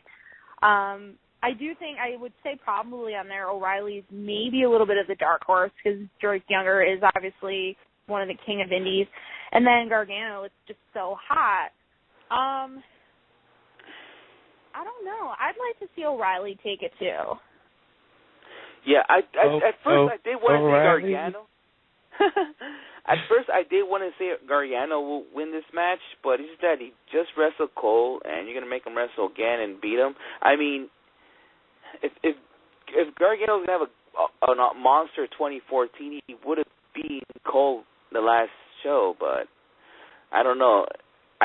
For some reason I just think Drake Younger is gonna walk up with the W. Question, Oscar, are you writing these down or no? No. You should write these down just for a case, so we can talk about this at the show. Since we're all gonna be there, I can't wait. Hurry up Fridays. All right. I know it's been so long. Yeah, it feels like it's been a long week. All right, the first match, I was going to talk about Chuck Taylor and Trent. We'll be going against the Rockless Monsters. The best friends have been killing. I love their T-shirt. I promised Trent I would buy a best friends T-shirt at the next PWG show, so I got to. I got to do it. I got to buy his shirt and Candice LeRae's shirt. But yeah, best friends are definitely over in PWG right now. Rockless Monsters, love them, but the fans hate the Rockless Monsters. I don't see them winning. And Trent has just been killing shit, like him and Chuck T. Like, they work great as a team. Yeah. So I'm going for Chuck T and Trent. Yeah, same with me. They're so over right now. You know what? I'm even going to pick them to win the whole tournament. And, yeah, I'm picking them to win the whole thing. So, Rockless Monster, Johnny Yuma, good time. I like your little stable you guys starting in Championship Wrestling from Hollywood, but you guys are losing this match. I also agree. I'm definitely going to go with Best Friends. They have, like, one of the most heating gimmicks I've seen in wrestling in some time. They have to take it. Yeah. You know Chuck what? They gotta come back to that Queen song again. You're my best friend. That song.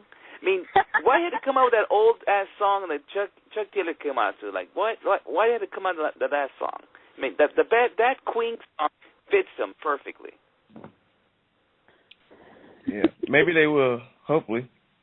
Another match, the team who I think that would take it, Candice LeRae and Joey Ryan would be going against Adam Cole and Kevin Steen. I think Adam Cole and Kevin Steen are going to take this whole thing, and then when the Young Bucks come back, they're going to give them their belts back, or something's going to happen. I don't know. I don't know how this is going to work, because it usually works like the like whoever's the tag team, they like keep putting the title on the whole night.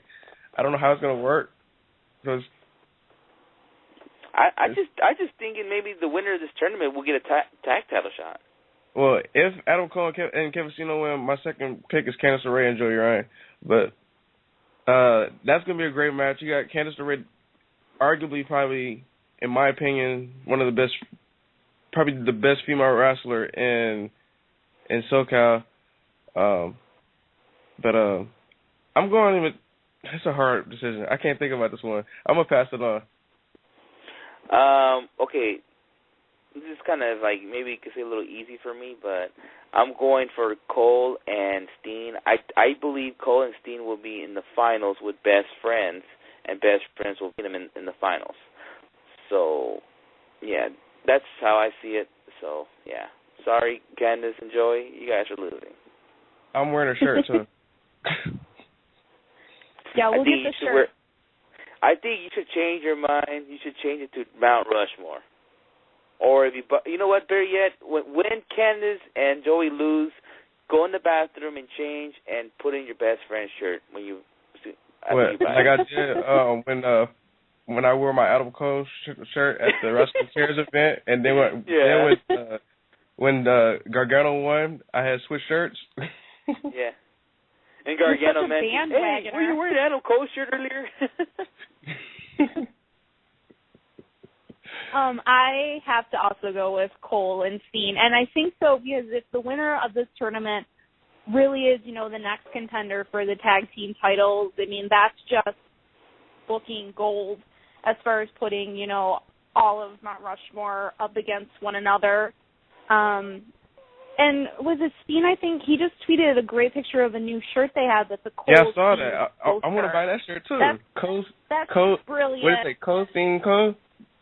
Cole Steen Cole, yeah, brilliant. And I don't know, I just to think about the two of them going against the Bucks eventually, and sort of continuing that storyline of what happens to Mount Rushmore. I've got to go with Cole and Steen. First off, choices, because that's what I want to see. I think I'm gonna go with Cole and Steen too, because I'm an Adam Cole guy. That's my guy, so I gotta go Cole and Steen. Before we go on, our boy Chris is on. Oh shit! What's going on? I thought you were dead, man. What's going on, dude? Dead. Wishful thinking by Oscar. I'm gonna call you No. How about Chris Taker? Shit, I only missed the 1.5 shows. Shit. If anyone's dead, is Bruce and Toby. Hey, Toby was on the last one. Toby came the last time we discussed it, Skitz was going to give them both mouth to mouth, so that's pretty much what? No. Wow. Hey, hello. Don't listen to that noise. What's wrong with that? Don't listen to that noise. So, Chris, you want to share some of your predictions? No, you know what? I'm not going to rehash what you guys just did. I mean, I'll just do that in line. You know what I mean? I'm not going to, be in the forefront. Just keep, you know what I mean? I'm just trying to wreck the format. Well, we'll do it. You know what I mean? So the next match, I know you got 20-something minutes. Yeah, the next match we got PP Ray going against the Unbreakable Effing Machines. Of course, Brian Cage and the Elgin. I'm sorry, I love Peter Avalon, Ray Rosas, but they might get destroyed by B. Cage and Michael Elgin. Hold on, before I answer my prediction, I just want to say I will predict we'll see this. 1, 2, 3, 4, 5, 6, 7, 8, 9, 10, 11, 12. Okay, they switch. 13, 14, 15, 16. You want Peter Avalon now? 17, 18, 19, 20. Okay, the fucking machines are gonna fuck them up. So there you go. Well, certainly. Nobody takes a beating like PB Ray, and this will be no different. Especially Peter Avalon. Peter Avalon takes a beating bad, like the worst, I think, out of both of them. You guys should have saw that match I was out at Championship Wrestling from Hollywood, that cage match with Ron this Monster. That dude's back had markings all over the fucking place in his back. I mean, you guys should have saw that shit. Yikes. Chris? Oh, like I said, you guys continue. I'll tell you down the road, you know what I mean, like a line or on Boxer. Just go ahead. All right, I'm not going to start. I don't want to start midway through. All right, for sure.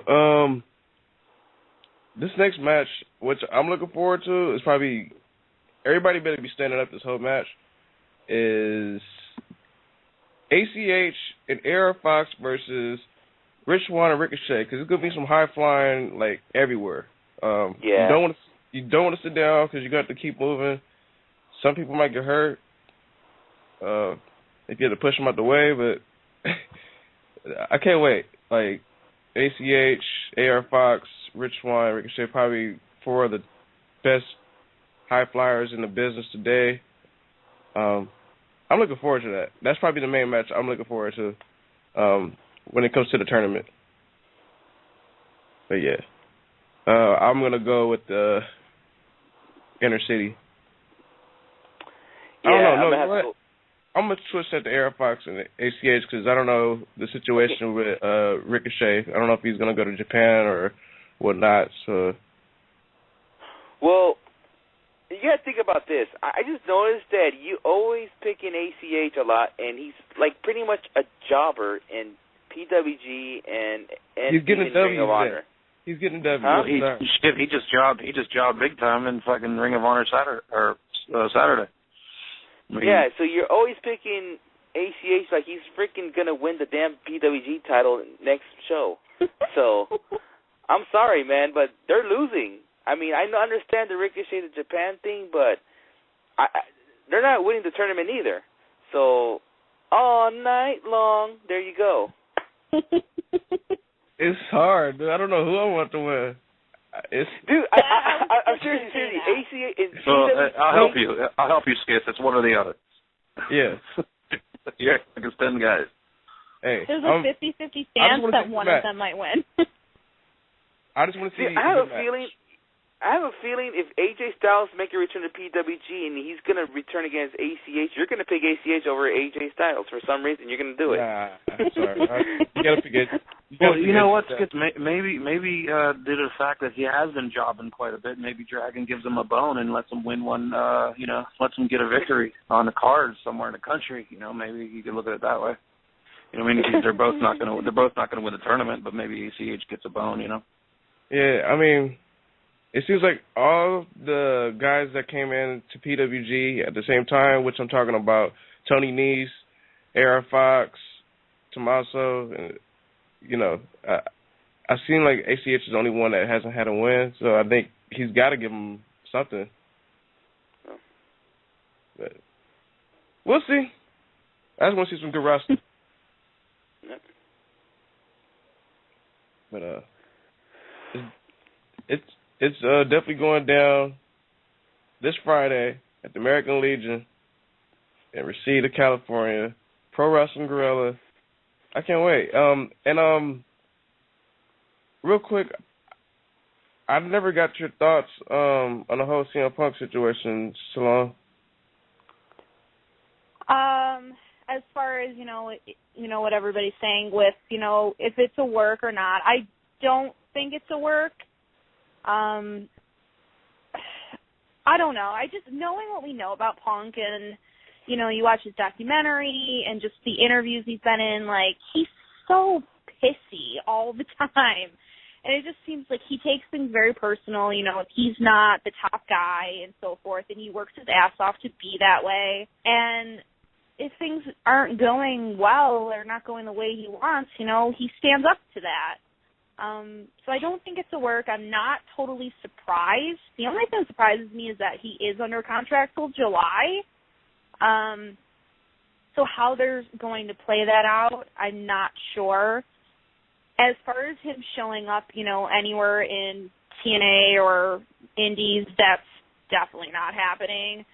He's CM Punk. He does not have to, you know, go back down there to prove anything. He's the longest reigning WWE champion in the last decade. You know, like, he's paid his dues. He's proved his point. He can, you know, carry on quietly. Yeah. Chris, I know we've all talked about simple. this. It's simple, dude. I mean, if anyone thinks that he's the only guy that feels the way he does in that locker room is an idiot. I mean, I'm sure someone's got to stand up for this. I mean, this constant bullshit that's been going on for 5 years. I mean, it's always on time. Whenever the Rumble shows up, you got these guys who want that paycheck, and they seem to be coincidence, always a Triple H guy, or, you know what I mean, someone that he friggin' wants to position himself, whoever Vince wants to position, you know, like a Jericho, like a Brock, which I respect what Brock does. But and now next year comes Batista. You can't tell me that CM Punk is the only guy in the locker room that feels this way. Someone had to stand up, and he's a stand-up guy, and he's been doing it since he's been in Ring of Honor. He's been doing it since he was, you know, his whole career. And if anyone was going to stand up in the locker room, it's him. And he should be commended, you know, what he's doing, not vilified by anybody, either now or in the future, by anybody in that company or any company he ever works for in the future. It's out of control.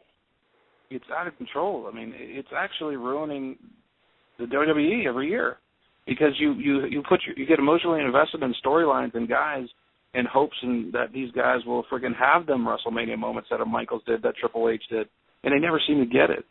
And what's unfortunate is WWE doesn't get it. And hopefully this is a sign that maybe they'll start listening to the workers. It's ridiculous. They need to. It makes me sick. They need to. You know what sucks, though, about this whole thing? All this you're just saying, Chris, is not hurting the WWE at all. Because they don't have any competition at all. Like, if WWE hurting the fans. You know what, though? Fuck the WWE for a minute. It's hurting the fans. It's hurting those guys that bust their ass 320 days a year. It is. It's hurting people like Cesaro. Although Cesaro gets helped out a little bit. Although Cesaro gets helped out. Dude, it's hurting somebody. It's not hurting Vince's wallet. But it's fucking wasting our time. It's wasting your time. It's wasting the show's time. It's wasting these talents' time. Yeah. It's fucking insulting our fucking intelligence. Yeah, okay, but like they don't have a memory. They don't have a memory. They act like we don't have a memory, and I'm fucking tired of it. Yeah. And that's why I like to watch other things. That's why I like to watch Japan shit, because it's competitive and it makes sense. I don't want to see my fucking guy that I've been watching since 2000 or 1999, fucking Daniel Bryan, who finally gets this fucking mad fucking rush of fucking adulation, and then for fucking some unknown reason, on a whim, they just say, hey, let's make him fucking heel and join the Violets. Oh, shit, we fucked up 2 weeks later. Let's fucking change him back because Michigan State fucking did a champ. Talk about fucking writing. Talk about writing fucking storylines day by day. Shut the fuck up and suck a dick. How's that? Yeah. Oh, there you go. That would definitely solve something. But which part? Shut the fuck up and suck a dick. Yeah, exactly. Yeah. Go for that. I don't know. But you knew something was wrong. Like I said, I was fortunate enough to not only go to Ring of Honor show, but I went to the fucking Royal Rumble and I went to the Cleveland show. You knew something was wrong. You knew something was wrong live. You knew something was wrong when he was laying in that ring for 20 fucking minutes in that corner and then would crawl to the other corner after a kick for another 10 minutes. And everybody knew something was wrong here. And everyone's going to say it was a concussion, possibly. Come on.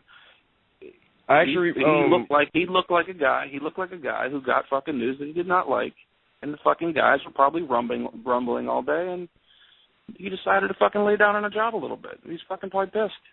It's funny. I don't blame him. When last night when you had told me, I was watching it, and he laid down, like, literally for 20 minutes, and I believe Roman Reigns said something to the ref, like, what is he doing? And they kind of, like, moved the camera real quick.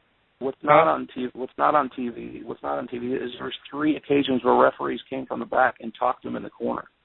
I saw, like, one of them. And he blew him off.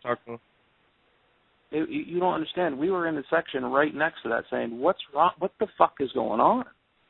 He wasn't hurt because he was actually, there was one point where he was like, there was a wrestler standing there, he was kicking him, and it was like a jokingly manner. So he wasn't really hurt. He looked fed up, which we saw the next day. Well, I think it's something like he kind of just lost his interest in working there. You know, I mean, even I think about last year, the build-up, you know, to him and Taker, there were so many times, so many promos that just seemed really disingenuous. Like, he just was like, I'm just going through the motions, you know, like, but just like he wasn't, like his whole heart wasn't in it. And I think that's probably, you know, that caught up to him. I mean, you can't just keep going if you've lost some of your passion for it. There's no end game, and there's no brass ring at the end of this busting your ass friggin' line. I mean, everybody at Works has those older guys who don't do dick, and all the younger guys pick up during the shift. You know what I'm saying? And it's just that mentality that, you know, these older guys get the fucking gigs, and these younger guys who kill themselves don't get any top billing from January to April. And eventually you probably get pissed off. But guess what? When Shawn Michaels would bust his ass in the fucking mid-90s, he got rewarded.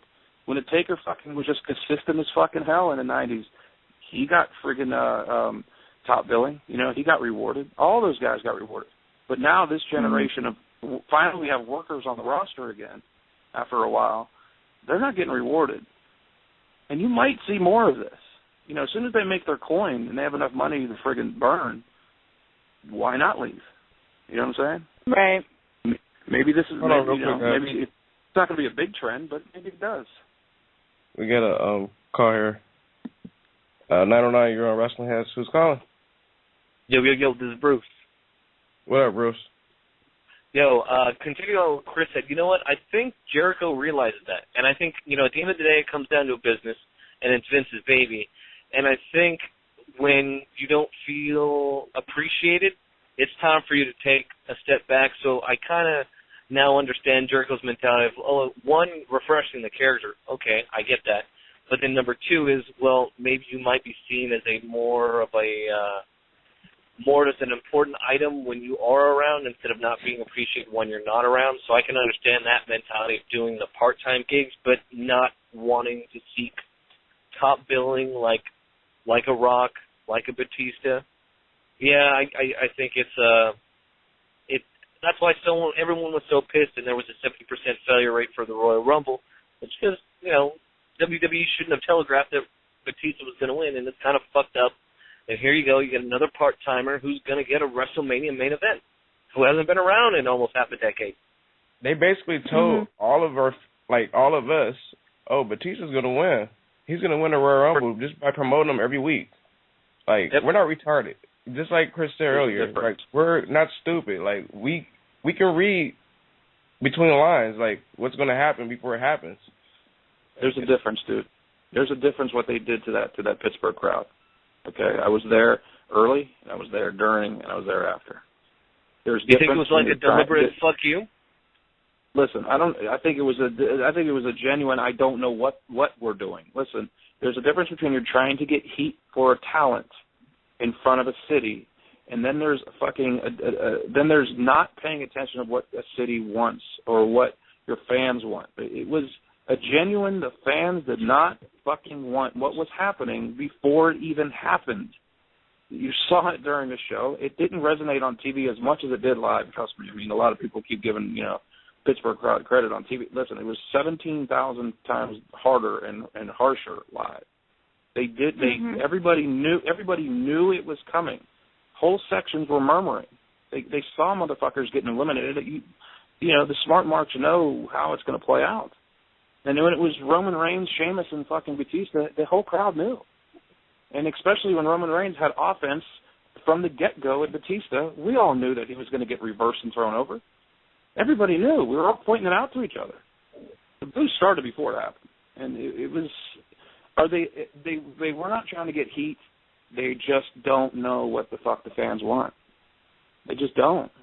Hold on. And, so do you think that's why? And I it's weird that you mentioned that. And there's this coincidence that happened the night of the Royal Rumble. Besides people tweeting like Mick Foley, their own personalities, ripping them to shreds.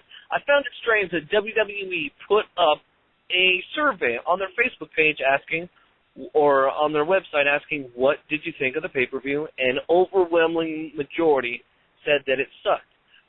Why? I'm kind of flabbergasted as to why on earth would they even bother asking? Because that's not something that they normally ask. They do it like half the time. Easy. But why? That's easy. Why would they ask this time? They're a hot topic at that time. They'll get. I mean, WWE's. They'll get past this. They got past when Razor and Scott all left. You know what I'm saying? So they'll get past when CM Punk leaves. The fact of the matter is, will they fucking learn from this? Because now you're having fucking great talent fucking not only questioning what the fuck you're doing, but they're fucking they're basically leaving because the fucking direction of the company is out of fucking control when it comes to January to April. It's actually becoming predictable and disgusting and a waste of my fucking time. I mean, you can't get emotionally invested in a fucking guy who comes off the roster in NXT or off the Indies because you know, in the end, Jericho's going to fucking get that spot, or Lesnar's going to get that spot, or a fucking Batista. You know what I'm saying? It's ridiculous. God forbid The Rock. Oh, fuck The Rock. No, fuck The Rock. You know, if there's a person I have more of a problem with between Batista and Rock, I'd say Rock, because even when Rock had the belt, he still didn't fucking show up on Monday nights. But at least Batista is signed on for a full schedule. So if there's anybody who I'm going to shit on more, it's going to be Rocky Maivia for getting involved in fucking 3 WrestleManias, whatever, The Rock, whatever you want to fucking call him. Dwayne, if you were hearing this, I'd say I like you, but fuck you. Personally, you're fine. But how do you take a belt, and I understand why you have it to promote a movie, but you're not even working house shows, you don't even show up on Monday Night Raw, and you have the belt. Oscar thinks Batista's going to get the title when his movie comes out. I think so, too. No, that's exactly it. I agree. I totally agree with it. That's what it is. It's all publicity. Yep. I said this on Monday, and I said earlier, it's all publicity. That's what it is. And it's going to be actually, I think, more publicity for Batista, more so than The Rock, because every time a Marvel movie comes out, the whole world goes to shit for like that 1 week, just doing nothing but talking about that one movie. And that's the hottest thing out today in the movie world, superhero movies. Yep. Specifically Marvel movies. Yeah. Either way, it's not a good thing when you have a World Heavyweight Championship match between arguably one of your top 5 guys in the past 10-plus years, and they're chanting divas, we want the divas, we want refunds. And there was even a section that says we're chanting TNA. They were so disconnected of that fucking match, and it was in spite of the boys in the back making the decisions. It's all it was. It was not a disrespect with Randy Orton or Cena. It was a fucking, what the fuck are you putting on at this moment? And Quick question. It was a prediction that the fans were making. They knew they were going to get fucked in the end of that night. They knew it. Everybody did. So Punk didn't show up on Raw after they went off air either? He left. No, he didn't. He left in the middle of the show. Because there was a bullshit... No, dude, no, I'm telling you I was there.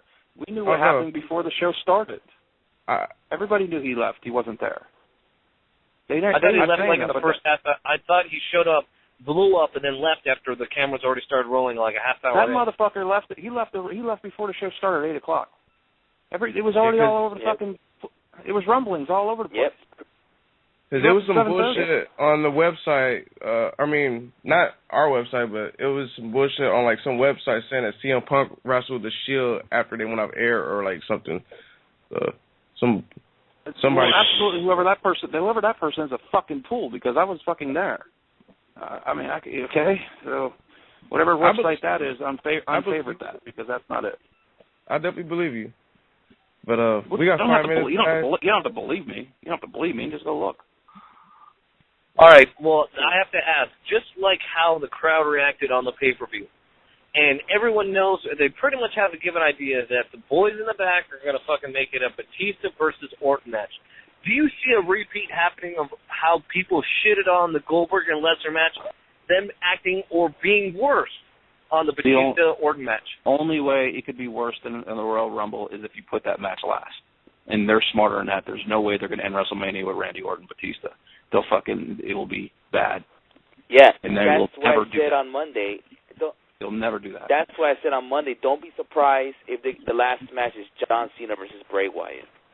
Or whoever. No, I'd say it would be the Taker match. Whoever. I'd have to say the Taker match would be. Well, at the same time, the John Cena match, because I got a feeling Hulk Hogan's going to get involved in this match somehow, and Hulk Hogan's one of the biggest names in wrestling. Wait a minute. First of all, Skits, what planet are you on that you thought that Punk fucking wrestled after the show? Oh, well. Like, what are you reading? No. Look. It was probably a sheet online saying it. Yeah, it definitely was a dirt sheet, and this is before you even told me about the whole situation about Punk. Well, this is they're way fucking before. idiots. Hey, this wouldn't be the first time on the show that we've talked about what we've read on a sheet.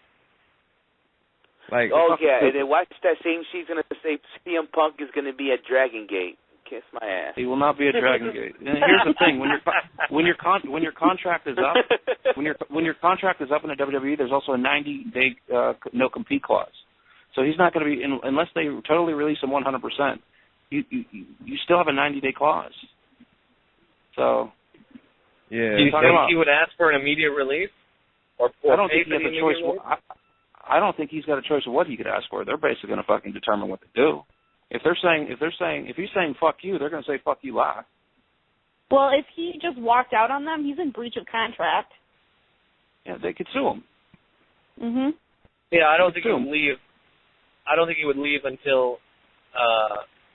Well, it depends on how hard they push back each other. If they push each other back far enough, if they could pull an angle and just cut ties with him completely and not even give him a 90-day no complete clause.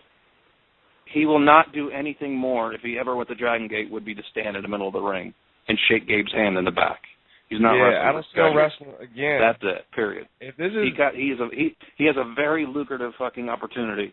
He ain't gonna fuck it with wrestling Andrew Everett in front of 200. If Punk were to go anywhere, do you think he would go to a U.S. promotion or Japan? I don't see him wrestling again. I think Japan. Most money. I think Japan. Yeah, I think he would do a one-shot. He would be promoted for 2-3 months in advance, maybe 4, and do a one-shot in Japan and just get paid gobs of money. He's a humongous Japanese fan. Everybody knows that. He's in his fucking talent show that he is, and he on shoot interviews says he respects the fucking country. I could totally see him going there. Yeah, I mean, he's basically the American Kenta. Yeah, I was just about to say that. Speaking of which, he had his tryout last Monday, didn't he? Yeah, skeptical. That's the word out there, but who knows? But we got 2 minutes left here on the show. Make sure you guys check out WrestlingHeads.com. Follow us on WrestlingHeads. You can follow me at WH Skits. Go ahead, guys. All right, you guys could follow me at Sinister632. Same on Instagram. And before I go, I gotta say, hurry up and sign. You're not 60 cards, not too bad. Mhm. Let it go, Oscar. Go ahead, Chris. Follow me at RA's Code. Man, I'll see you at PWG this weekend. And hello to the new member of Wrestling Heads. Thank you. Oh, go ahead. So, ladies first. No, thank you. Yep, I'm on Twitter at Sloan's Tweets. That's SLOANES. And you can also check out my blog on Tumblr, Trashbag Code. Cool. I guess I'm last. This is Bruce. Twitter's really easy. Bruce Kraft Jr. You can find me Tumblr, Instagram, Facebook, same thing. Kraft with a K. Yeah, you can catch us all at PWG this Friday. It's gonna be fun. I can't wait. And we'll be back next week here on WH Sloan, Radio. You gonna be there? Sloan, you gonna be there? What's that? Yes, I am. You gonna be there? Perfect. Are you gonna be there? That's the question. I didn't get tickets, so I'm gonna have to try to find a way online to get I'll tickets. be in the front. I'll be you the want to save front me a spot in general ticket line then? I already got my ticket, so I don't know. Well, I got general admission. I just get a Salona ticket. too. I'm just buying them at the door. Oh, you buying them at the door? Yeah, yeah, because the PWG website, like, it took down the ticket link to buy them online, like, way before it actually said it was going to. Weird. Okay. It's up right now if you check. Yeah, I did. I was just on it earlier, and when you try to click on, it just says available at the door. So, oh, sorry, but that's okay. I'll be there in time. It's all Chris, good. are you gonna? Chris and Oscar have front row, so they'll save my seat, and I'll save your seat. So, and I'll save Bruce's seat too. Or whoever gets in line, please, could you, try to get a front in line in general for me? I'll pay you or give you food or something. I got you. You don't have to give me nothing. I love you too, Skids. But hey, Chris, do you have a place to stay? I'm only going to be there for 24 hours. Are you going to crash anywhere? In and out. All right. In and out like the burger stand. In and out like she likes it. I knew you were going to say something like that. That's why I said it, because I was trying to get Oscar to laugh, because he don't laugh anymore. He's so cute. Well, now Sting has to sign just so the world can make Oscar laugh. Yes. So hurry the fuck up. Dixie Carter. In case you guys know, we're on overtime. Hey, whoa. Shout out to Oscar's favorite wrestler, Bo Dallas. Kiss my ass. Oh, you bitch. You know, after that contract signing today, the NXT just said, you might fuck this shit. I haven't watched the contract signing. Shout out to my... Go ahead. No, I was going to say, today's NXT episode was kind of trash today. So. I was going to say shout out to my boy, Brian Cage. He got engaged he set a date for his wedding over in Vegas in June. I'll probably be heading there. So would you say that he got encaged? No, that was stupid. He got engaged earlier, but he didn't get it. He didn't get it. No. He missed it. He went right over his head. Encaged. Right encaged. Encaged. Bruce. See, Bruce is too busy trying to take over the world that he just walks past humor, especially bad humor. I'm actually going to a graveyard shift right now. I just finished with class at 10, and I'm heading to trying to help some people right now. Yeah, Bruce Crap Digger. Hey, Skits. Yeah. Remember when we had Kimberlee on earlier today? We were mentioning about we're just the status of the show. Did you sound like Penelope right there? You definitely had a glitch. Yeah, I didn't hear you. You definitely had a glitch. Remember earlier when we had Kimberlee on? Remember you were mentioning about the AWS? Well, Bart just liked the status of the show on Facebook. Oh, okay. He probably listened to it. We got to get her over there. Yeah. Shout out to AIW. I'll be there February 7th, too. So, everyone, hey, listen, guys. I'm telling you, there's a good product in Cleveland. You got to start watching too. It's AIW, and I'm talking about. I saw some AEW. I saw 2 years ago. Johnny Gargano was wrestling. Who the fuck did he wrestle against? Fuck, but he looked fucking younger after that. I know. Kimberlee was telling us that she wrestled Johnny Gargano there. Yeah. It's awesome. They had a great card last time. I mean, it's some good ass matches, man. Every. And they got talent there coming. Richards, Gargano's always there. Kyle O'Reilly, Steen's always there. Cole Cabana was there last time. Tracy Smothers was there. They're all there every month. Tracy Smothers. Ethan Page, Josh Alexander. That's who I want to see. Is those two guys, Ethan Page and Josh Alexander. Michael Elgin's the champion. It's funny when we had Kimberlee on earlier today. She was like, "Go Seahawks," and I went for the Broncos, but I didn't want to say it. Well, now she knows. Oh yeah, she is from Seattle. Yeah, she is from Seattle, and she missed her Supersonics. They'll be back. Yeah, in 10 years.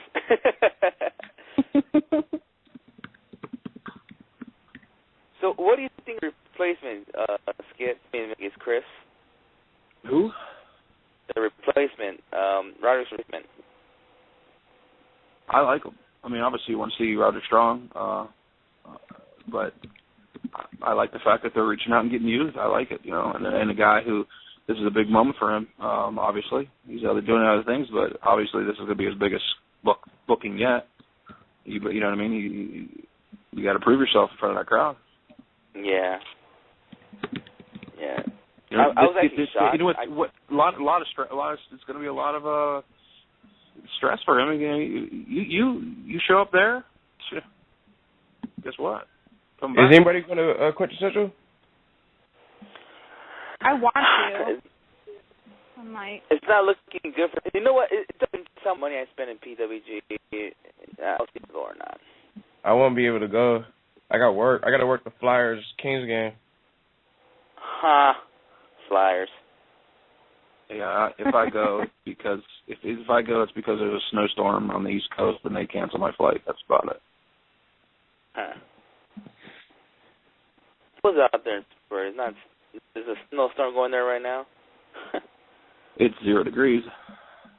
It was 9 below the other day. It was 9 below the other day. With the wind chill, it was 20 below. Awesome. I love, you know, it's you can't even go, let's put it this way. If you go outside and brush off the snow in your car, you can lose a finger. Like, legit. You go back in the house an hour later, your finger will turn black and they'll cut it off. I mean, it's frostbite. It's that cold. Wow. Shit. Imagine being 20 degrees. Imagine being 20 degrees, and it feels like it's 50 degrees lower. Quick question, Salome. When are you gonna put up your next article on the site? I was working on something earlier, and I didn't get a chance to finish it. So probably in the next, probably tomorrow. For sure. Yeah, tomorrow's Final Friday. Thursday. Oh no, tomorrow's Thursday. Shit, I don't know why it feels like Friday. I'm so pumped for PWG. I'm like, well, technically, where I'm at, it's tomorrow's Friday. Yeah, Thursday. But you're just rushing it. You just want to go. You just want Friday to be here already. Yeah, I'm glad tomorrow work is gonna be fun because it's gonna be a Kings Pittsburgh Penguins game. Oh God. Just call me Bruce, please. Are you a hockey fan?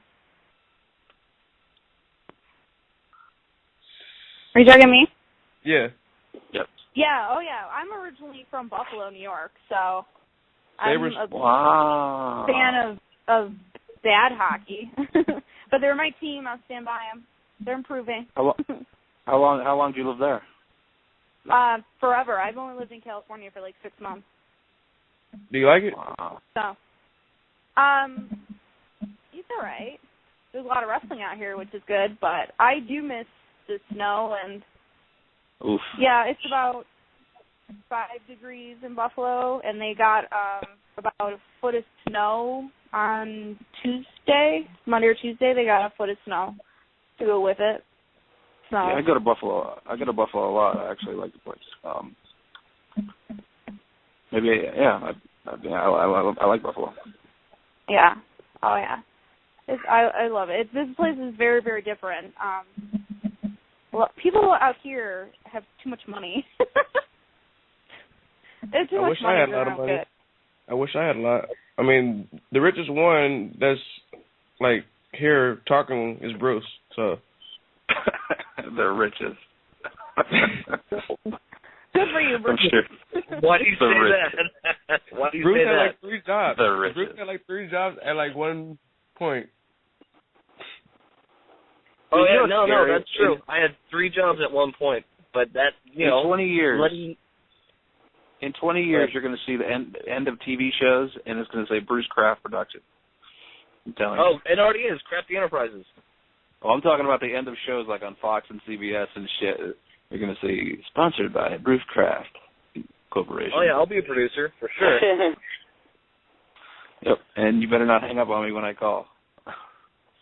And by the way, no, and you better take my calls when I call you when you're busy with you. Yeah. Oh yeah, hey, Bruce. Hey Bruce, if you want to get super kicked the Young Bucks, you hope it happens before the summertime, because Chris said that it might be going to TNA in the summertime. Oh yeah, I talked to Nick and I said, even if I have to pay you, fucking tell Danny that I want to get kicked in the face, and so he's going to tell Danny, hey, this guy's willing to pay. Not by the summertime, obviously. A little after summertime. A little after summertime. Dude, I was thinking of super kicks. I was thinking about making this sign. Okay, a big cardboard cutout, and I was thinking, this is no shit. It's Quentin, you said that. I was going to make it, either Matt or Nick, and it's going to be a humongous cardboard cutout, but I was going to fold it where the leg is, have his leg extended, and have it have a fucking kick whenever the fuck. I don't know if you guys ever seen that Mia Yim fucking sign where she's sucking dick.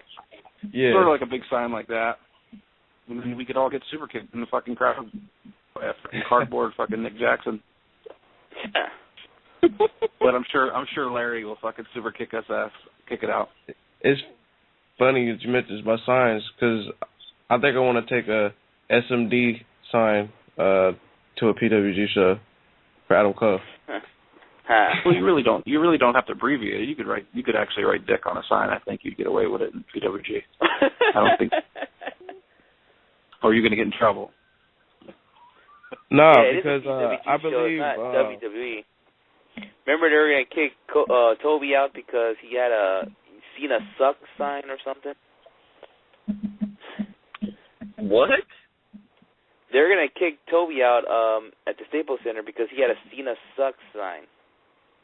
Oh. Well, there was a dude, if you look where Kofi Kingston does the jump on the Royal Rumble, there were several signs. I thought, eat a dick. That was one. He got confiscated. But there was one right when he there was one dude who was holding a sign. You can see it in the background. Because that when he did that leap off the banister, that was right there. There's a dude right behind Kofi. It's perfect on TV. It says Kofi Stinkston. Kofi Stinkston. And then right after that jump, ushers went over there and confiscated it. Seriously? The reason why I mentioned about the whole Adam Cole thing, because I think Adam Cole tweeted once, he was like, bring SMD signs to the PWG shows. Like, he wants it to say SMD, I guess. Well, I'm sure he wouldn't mind it, but you won't do it. Skits won't do it. He's all talk. He won't write. I don't have time. He won't draw time. You don't have time. Hey, coming from someone who's all talk, I thought I was going to see a chair in the ring once Batista won the Rumble. Well, two things. I don't know if you ever sat on the floor in the pay-per-view. Those things are zip-tied together, and you have to wait 20 minutes after the show. You have to wait 20 minutes after the show, and they snip them, and then they have to sign your ticket, and on the way out, they sign your they check to see if it was signed. You got the good seats, so you can't. You ain't throwing dick. But believe me, I threw quite a lot of stuff as he was walking by. Pretty much our section was yelling at him, which made him start flicking up. That whole section, what he flipped off, is where I was sitting. So they were laying into him. Trust me. I was looking for you too. I was like, you got to be under somewhere. Hey, question on Skits. That rant I did earlier with Christian, that was like pretty much my first rant. No. You rant sometimes, not as much. But not that much with Christian. Come on, motherfucker is old already. Why the fuck? Did you hear that, Chris? Oscar was ranting on Christian. I can't hear. Yeah, Oscar went on a tirade about Christian. Yeah, he's don't get hot. Christian's really his favorite wrestler, though. Oscar does not agree with that. Yeah, I don't know what the whole deal is with Christian. I don't know if he's fucking hurt. I don't know if he gives good hand jobs or why he keeps getting these spots every time he leaves. I don't get it at all, but I totally fucking get a positive from a negative is Antonio Cesaro getting a little shine. And I think that they're gonna showcase his talents quite a bit in the Chamber. Not saying he's gonna win it, which would be awesome, but I could see Cesaro stealing a show. I'm definitely happy Cesaro's been there, dude. Like, when I found out, I saw you tweet about it. I'm like, hold on, Cesaro's there? Yeah, I mean, like I said, I used to go see him as a young fucking guy who couldn't get over a fucking fence if he climbed it, and in front of the hot crowd in New York, and the fact where he is today, it's fucking what he became in Ring of Honor, and then what he's becoming in WWE. It's great to see. Yeah. Hey, He deserves him it. swinging. He like swung so many dudes in the Rumble. Well, we wanted him to swing the bull. We were I wanted screaming to. for him to swing the bull. That chant didn't come on TV, but they were telling us swing the bull, and it didn't happen because fuck, you could do that for a day. Man, I was hoping for that. I don't even know why El Torito was in the Rumble. Hey, I'm gonna tell you right now, he got a bigger pop than Batista. Yeah. Oh, hey. That bull, You sure that did. bull came out. We were all pissed drunk, and everyone was drunk. Okay. Who had He came out. pop? He got a pop. Okay, who had the last spot, Torito or Kevin Nash? Kevin Nash got a pop. Kevin Nash got a pop, not for Kevin Nash whatsoever. It was the NWO song. When the NWO song came on, everybody was fucking laughing and dancing. You know what I mean? Like, it was an actual good time. Like, people having fun. So when that that shit was going on, everyone was fucking dancing. And then Kevin Nash got in the ring, and then the realization that Kevin Nash was in the ring, and everyone went to their Twitter. It was like, oh, he's getting kicked out. It was all right, I didn't see the Rumble. Did you actually hear the New World Order voiceovers, or was New World Order? Everything. Oh, no, they didn't pay no. You heard no New Order music, or New World Order voiceover. It's just a beat. You heard fucking New World Order. The whole fucking place was going crazy. It may not came on TV, but it came on the fucking. That's what I'm saying. I've never heard New World Order voiceover except for when Hall and Nash came out in 2003. Every other time you heard the NWO theme played, it was just a beat, but not the voiceovers. Man, you heard it. That's you crazy. Didn't hear for life. You didn't hear like Bischoff say for life or anything too sweet or anything like that. But you heard that new shit. I'm telling you, the crowd was going batshit crazy. But I'm telling you, when Kevin Nash got in the ring, you remember that he was 90, and they're like, swing the bull. Hey, now, talking about that old NWO talk, man, I just can't wait for the neckboard now. Fuck. I can't wait because me and Oscar, we're gonna be in Raw like 2 weeks. Yeah. Can't wait. Yeah, so am I. Oh, you're Hold going? on. Oh yeah. Oh yeah, she's going. Where you sitting? Fuck. What's that? Where are you sitting? Oh, I have no idea. My husband bought the tickets for my Valentine's Day present. Oh. Best present ever. How sweet of him. I know. What is the date of that show? The 11th. February 11th. Or 10th. Yeah. No, 10th, right? 10th or 11th, one of those. Yeah, it's the 10th. I think it's the 10th. Hey, after the show, let me know what seat you got, because I'm off at 4. I could probably. I think we got PR9. There. We got PR9. All right, I'm gonna take a look and see if I can buy some seats and sit close to you guys. Yeah, good luck with all that traffic. If you're coming out at 4. I was gonna say good luck in getting tickets because I know they start up at $20, but good luck. Yeah, go on eBay. When we bought our tickets like a week or so ago, all they had was the last 2 upper level sections open. Oh, fuck. eBay. Craigslist. Or hey, StubHub. Hey, question, Skits. We're gonna be nearby the Pyro, right? No. PR9 is like no. We'll be in, the purple seats? Yeah. We're nowhere near the fucking Titantron. Yeah, because I remember a couple of years ago I went to a SmackDown, and remember how Rey Mysterio used to come out like he used to jump out the ramp? Well, I remember my ears were ringing when Rey Mysterio popped out, and I was like, fuck, my ears were ringing. And I think my ear rings like more than once, so, yeah. I just barely remember that shit. Well, SmackDown is Ontario the next night. Oh, what? Nice. Ruth? What? By the way, he got booed real hard, man. Well, it wasn't really his fault. Yeah, well, it wasn't I know. It wasn't really a disrespect towards him, but my God, that was a boo. Jesus fucking Christ. Because Daniel Bryan, huh? Well, I mean, yeah, well, they knew he wasn't coming. They just wanted him. You know what I mean? And it didn't matter if Jesus Christ came out. They were booing. And at that point. And it was rough. It was bad.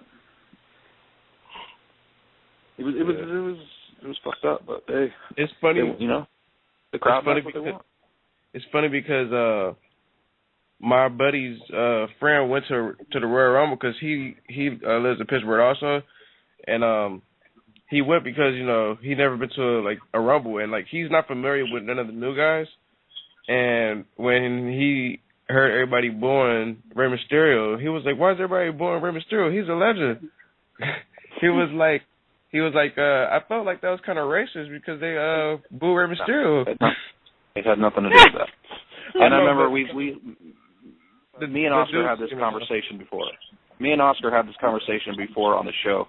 How are the Pittsburgh crowds? And I said they're just like Philly and New York.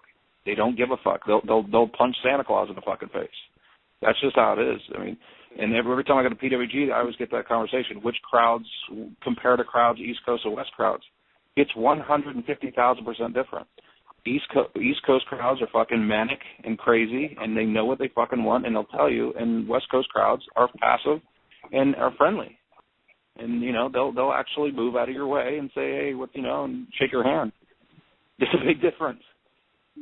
That does suck. That's the truth, and that's just how it is. Chris, question. When the Wyatts came out during that John Cena Randy Orton match, when it went dark, did you actually see the Wyatts going in the ringside, or was it pitch They're under the ring. You could see a slight. You couldn't see anything, but you could see Luke Harper standing on the apron when it was pitch black. Because first of all, you had flash bulbs, but then there was some illuminating light that I don't know where it was coming from. You could see Luke Harper. I have no idea where they came from. I think they ran down. Because I remember. Well, I was there. I'm just telling you what happened. And Luke Harper was you couldn't see anyone running down. All of a sudden, you saw Luke Harper standing on the apron. Because I was watching this interview with Seth Rollins, and he said they did some sneak attack, and he basically took a piss under the ring because they had to stay under the ring for a match. Well, when did Luke Harper go down to the ring and get under the ring? Because he was at a match earlier, so there's no way no one saw him come down and just walk under the ring. It never got dark. True. So it was light enough where you could have ran down the side, but on TV it's pitch black. But in the arena you could see. Crazy. So. Yeah, I figured because I remember Skips, we were at WrestleMania 21 when we saw The Undertaker, he was walking pretty fast to get on top of that thing that make him float during his little entrance thing at WrestleMania 21. I don't know if you remember seeing that, but The Undertaker came out of nowhere and he was walking really fast just to get to that I don't know what the fuck that was, but that made him float. So. Yeah, I definitely. Yeah. Hey. I want to know when The Undertaker's going to make his debut. The day after Chamber? At Chamber? He's coming pretty soon. I'm going to say the day of the Chamber, after Brock, after something happens with Brock at the pay-per-view. Brock's not even going to be at the Elimination Chamber. I know he's not going to be at the Chamber. I'm just saying he'll be on the pay-per-view. I could see a Raw where Brock and Paul Heyman are doing a fucking promo or jump somebody, and they're just gloating, and then the lights go out. You know what I mean? As usual. And then the fucking music hit. I would say the night of Raw that the network launches. Yeah, because they said they're going to have a lot of big names or something like that. Right, then there's the whole debut. The network is supposed to have, the after show, and it's all about, the network opens at 11:05. So you go 11:05, and it's holy shit! Did you see The Undertaker came back on Raw? You know what I mean? Yeah. They'll have a post show. They'll have a post show. Yeah, I heard about the whole Legends thing. Like, okay, Hulk Hogan might even appear as well because he's supposedly going to get involved with the Cena and Bray Wyatt match versus WrestleMania. Huh? I said fuck Hogan. I'm sorry. Hey, and don't put and Oscar, don't put it past this. Everyone thinks that this CM Punk thing is fucking 100% true and all this fucking shit. Don't think the WWE wouldn't fucking say, hey, we got an idea. Fucking take some time off your hurt, fucking go home, whatever. We'll make a fucking story. What we should have done fucking 2 years ago when you took the title and your contract was up. And then fucking show up on that fucking show before the network, and you show up in the last second, super kick someone's face off or whatever the fuck you're going to do. And then the network starts. You're trying to tell me people will not be running to their fucking PS4s and fucking signing up because CM Punk was just on TV 2 minutes ago? Holy fuck. This story just got bigger. I mean, not that that's going to happen. Or it might. I mean, they're going to have something. Well, I can see it taking showing up. I said this earlier in the show about CM Punk. I said if this was a work, he's making his debut. His return, the Raw in Vegas. That's the same spot where he did the pipe bomb. And he also had a rant. He also had a rant the year after the pipe bomb too. So Vegas has become like that spot. Yeah. That's become the spot. That's the 16th. Yeah. That's February 16th. I was looking at that. Yep. If he doesn't show up there, we got a problem. Yeah, if he doesn't show up there, then he's not going to come back. I said this myself to me. You probably will disagree, but to me, if he's going to come back wrestling, it will be in the WWE because I know he's going to have an itch that he wants to main event that WrestleMania. You know, he's going to have that itch to come back. And plus the paycheck that you'll get from Mania. And here's another thing: people are fucking crushing this dude. There are people out there crushing him. Oh, he took his ball and went home. Motherfucker, Shawn Michaels lost his fucking smile. The motherfucker had a drug problem, and he got beat up by dudes at a bar. Okay? So how does Shawn Michaels get blacked out? Oh, dear God, no. Am I right? That's 20 fucking years ago. Well, guess what? It's still a horrible excuse to this day. He fucking sad because he got beat up by dudes in the military because he was hitting on someone's chick, so he got his fucking ass pummeled. He's popping pills all fucking night and smashing brews, and he got beat up, and then he lost his smile. And smashing Sonny on the side, and then tossing her to Bret Hart, and then Bret Hart smashing Sonny on the side. Which is, there's nothing wrong with that. But listen, here's the deal. Please, all of you guys, after this show, go to YouTube and watch that promo with Michaels. I lost my smile promo.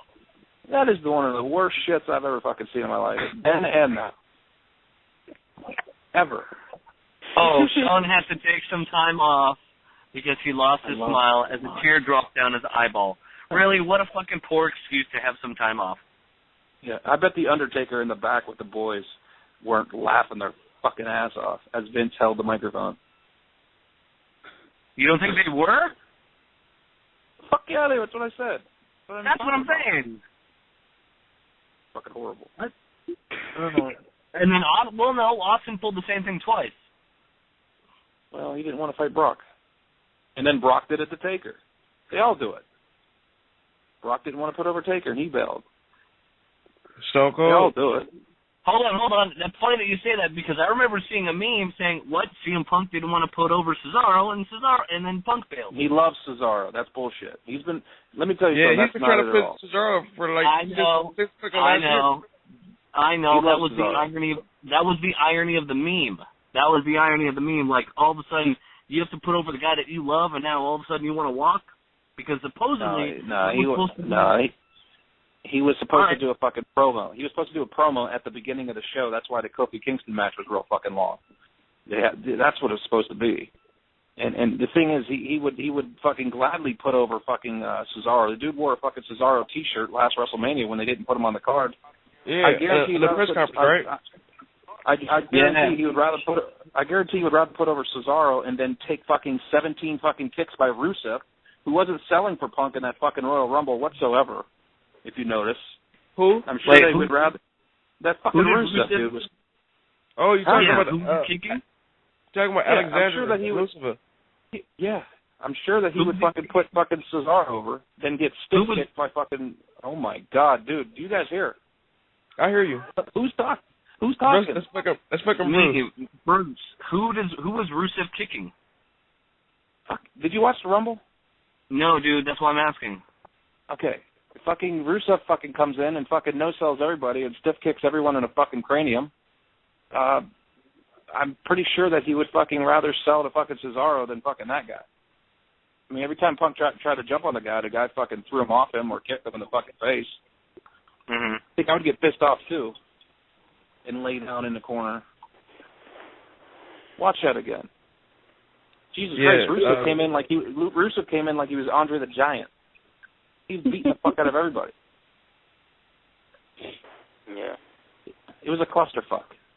Yeah, go watch the Rumble. Watch the whole fucking Royal Rumble. Watch it from the beginning to the end. What I mean by Royal Rumble, watch the whole pay-per-view. Watch even the Daniel Bryan Bray Wyatt match, which was probably awesome. That match was awesome match. That match was great. I fucking loved it. How about I love that.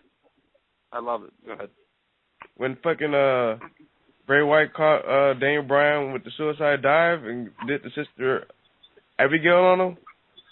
Yeah. That was crazy. That was crazy. Yeah. Wow. And it also showed that Bray Wyatt could wrestle. Exactly. It shut up a lot of people. Exactly. Yeah, and that's what I said. He don't be surprised. Cena Bryce the last match in WrestleMania because you know if Batista and fucking Randy Orton has the last spot, they're gonna fucking kill them. I understand that. Yeah, so I guess it's best if they put Cena because that's their top fucking star against could be their new villain, Bray Wyatt. I don't think Bray has the name power to be that the last. No, not he doesn't have the staying power with a bunch of the normal fans who are the casual fans. But I think a Brock versus Taker is going to attract more the casual fan than a Bray Wyatt versus Cena because they're not familiar with. Right. That can work. That can work. Depends how the build up is. You know. Like, if they can make that match build up like sort of similar like how CM Punk and Taker's match last year, I mean, that could have been the last match, but unfortunately it wasn't. But if they could do something like if Brock Lesnar, it seems like Brock Lesnar is the guy and his streak, then, yeah, that could be the last match. I know he's not killing the streak, but if you can make it something like, holy shit, maybe Brock will end that streak, then, yeah, I can see it happening. But I don't see Bray being the last match of the pay-per-view though. I don't think he has the name weight to carry it with casual fans. I think it'll be Brock. I think it'll be Brock versus Taker more so for the casual fan to tune in for the very last match of the night. I mean, the casual fans also love John Cena though. You don't think that they could fucking end the night with a bunch of yeses if Bryan goes over Triple H? I mean, that's a hell of a way to end the show with a bunch of yeses with 100,000 people. They can do that too. They can also with Triple H and Bryan too. I see that happening more likely than John Cena versus Bray Wyatt. That I don't see being the last match, but that would be another contender for the last match of the night. Would be the Daniel Bryan and Triple H match. They got assuming Punk doesn't come back. Assuming Punk doesn't come back, that would be another match alternative for the last match of the night. That's a moment. I mean, that'd be like winning a championship for Daniel Bryan as the credits roll with a bunch of fucking yeses because the crowd was going to call. You're right, and it would also make sense and bring closure to the storyline built since SummerSlam. Yeah, that's one storyline that has been going on for a long time. True. Well, I guarantee you this, they're not ending WrestleMania on a bad note. A heel is not going over in that last fucking match. They're not going to even try to end WrestleMania like they just ended the Rumble because they're just not. They're not going to do it. It's going to be a feel-good moment. They have to. Mm. So you don't think Daniel Bryan's going to win the Chamber? Who? You don't think Daniel Bryan's going to win the Chamber? it's going to be Triple H Bryan in WrestleMania. Cause I don't see Bryan going over in the chamber either. No. It's going to be Triple H Bryan at WrestleMania. So that means Orton's going to retain. Whoever, it doesn't matter who retains. It's going to be Bryan's fighting Triple H. If Punk doesn't get his act together, or if they don't fix that, it will be Daniel Bryan. If that might change if Punk and them start talking again and shit gets fixed. You saw it. They basically, Daniel Bryan got in his face, told Stephanie to move to the side, and he got in his face. That started it. That started the seed for that Rumble match, but do you think that even if Punk comes back, they're going to forget Daniel Bryan versus Triple H? Yep. Yeah. Oh, remember, okay, don't forget, people don't forget about Kane and CM Punk. They still got to go at it. Don't forget about that. Yeah, and that's probably and that would have been real high on the fucking card too, and that's probably another reason why Punk was like, I ain't doing this shit, dude. I ain't doing this. Remember the whole original plan was for Orton and CM Punk to wrestle at WrestleMania again. Again. I mean, that was. Why would they have two wrestlers? Why would they have two wrestlers go at it? God damn it! Why would they do such a thing? You know? Why would they do such a thing? I'm saying, remember, it was a rumor about CM Punk and Randy Orton to have like a WrestleMania rematch. Yeah, that was months ago, though. Yeah. So they're not going to have two wrestlers on the fucking card going at it. They're not going to do that. They want to have sledgehammers, Triple H swinging versus fucking Daniel Bryan, fucking, you know. It's going to. Now, does anyone understand? Does anyone see that Triple H has a very high influence of what's going on with the product right now? It's very obvious that Vince makes. All of his boys benefited on the Royal Rumble. All of his boys. I understand that. My point is this: we all know Vince makes the final decision. We get that, and obviously Triple H has major influence. We all know his dick is inside Stephanie. Okay, bottom line. And here's my point. It's not working. It's not working. This format is not. Whatever he's doing NXT, throw out the window. It's not hard to fucking run NXT if you're getting good talent on your roster. It really isn't that fucking hard.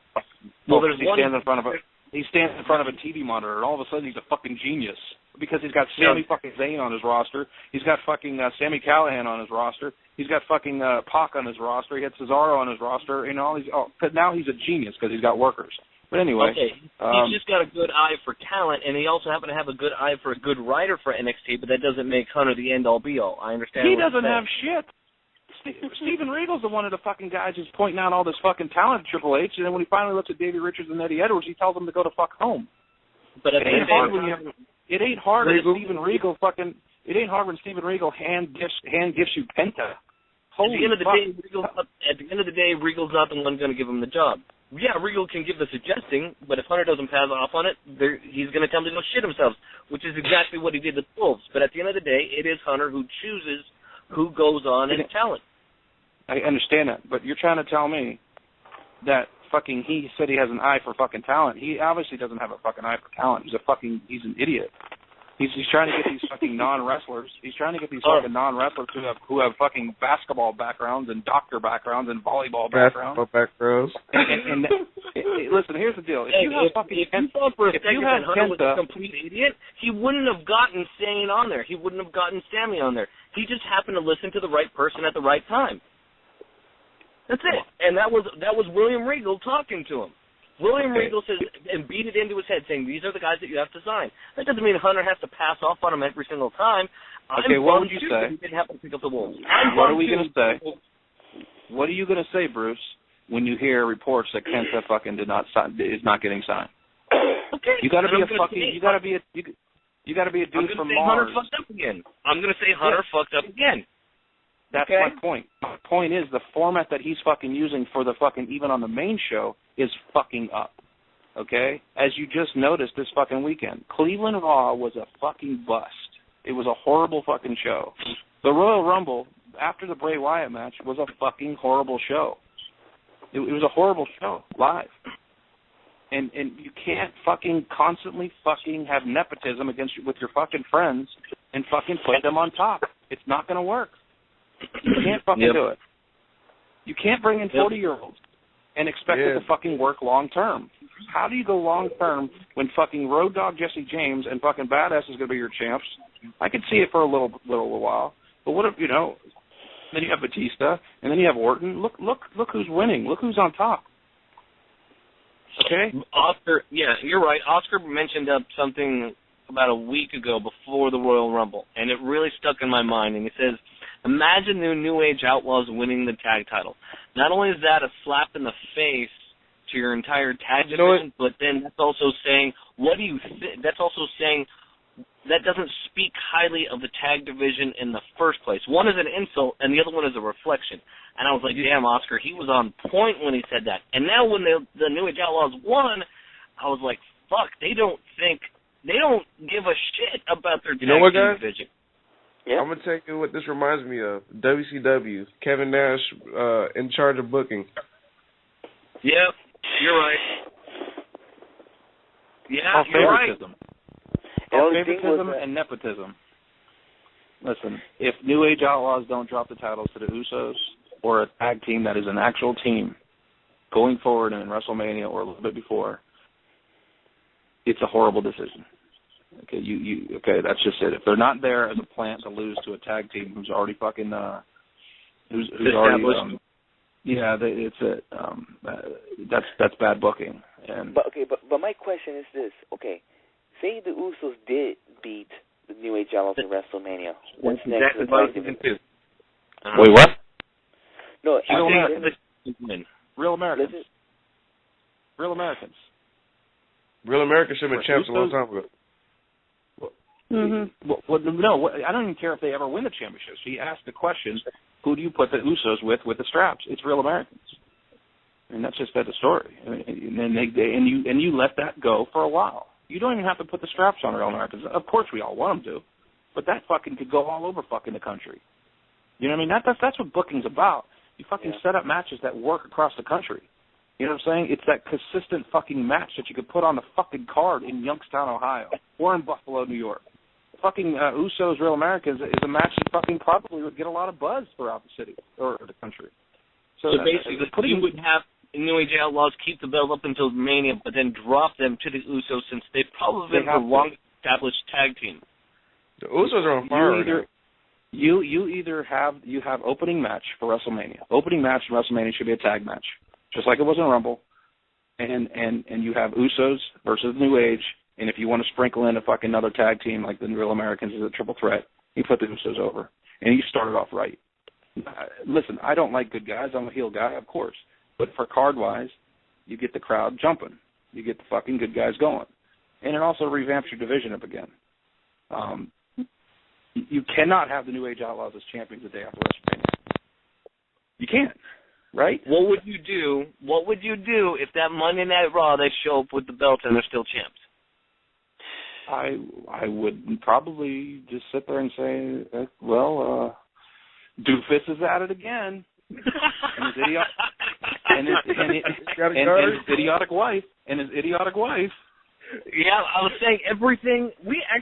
I don't know if I talked to you about this privately, but I was thinking along the same thing. Everything that CM Punk said on the Summer of Punk, especially that pipe bomb talking about the history of the company, everything that he's saying is coming true. That's why he left. That's why he left. That's why he went home. When there's no reward at the end of the day, it's like that in any workforce. If you bust your fucking ass every day at work, but it's that fat fucking guy that gets an extra 10 fucking minutes of fucking break time every day or gets to do nothing every day, you kind of get pissed off at it. You know what I'm saying? You start getting over resentment. And he just gets away with it. You know what I mean? It's sort of like that mentality right now, and it doesn't hurt that the fact that Punk probably just got about $10 fucking million in the last couple of years with merch alone. I mean, he could do that. You know what I mean? And he's a fucking guy who's a stand-up guy, and he's got love business. I mean, and he's not a retard. Somebody has to stand up. if I could just say something about the tag division, what you guys were saying. Did you guys see on the SmackDown spoilers? I don't want to totally blow it here, but they tease a primetime players breakup on SmackDown. Yep. And then they're teasing the Real Americans breakup, and Cesaro's in the Chamber, Swagger's not. Like, I think in the last year, it seems to me with what they're going now is that they don't think the tag division is capable of being rebuilt, because now you're breaking up your teams. Like, they broke up Brodus and Tenzai, who maybe they weren't, but they were a team. There's all the thing about, are they going to break up the Shield? Of course, everybody's waiting for Cody and Goldust to break up.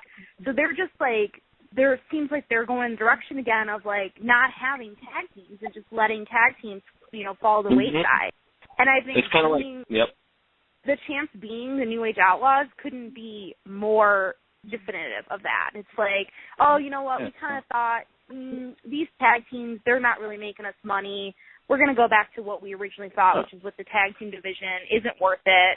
I mean, if the tag team division was what they thought it was going to be, or it's satisfying them, then teams like the Usos, the Real Americans, they would have been champs, Cody and Goldust, the titles kind of they're kind of fell off with them as champs. They won in October.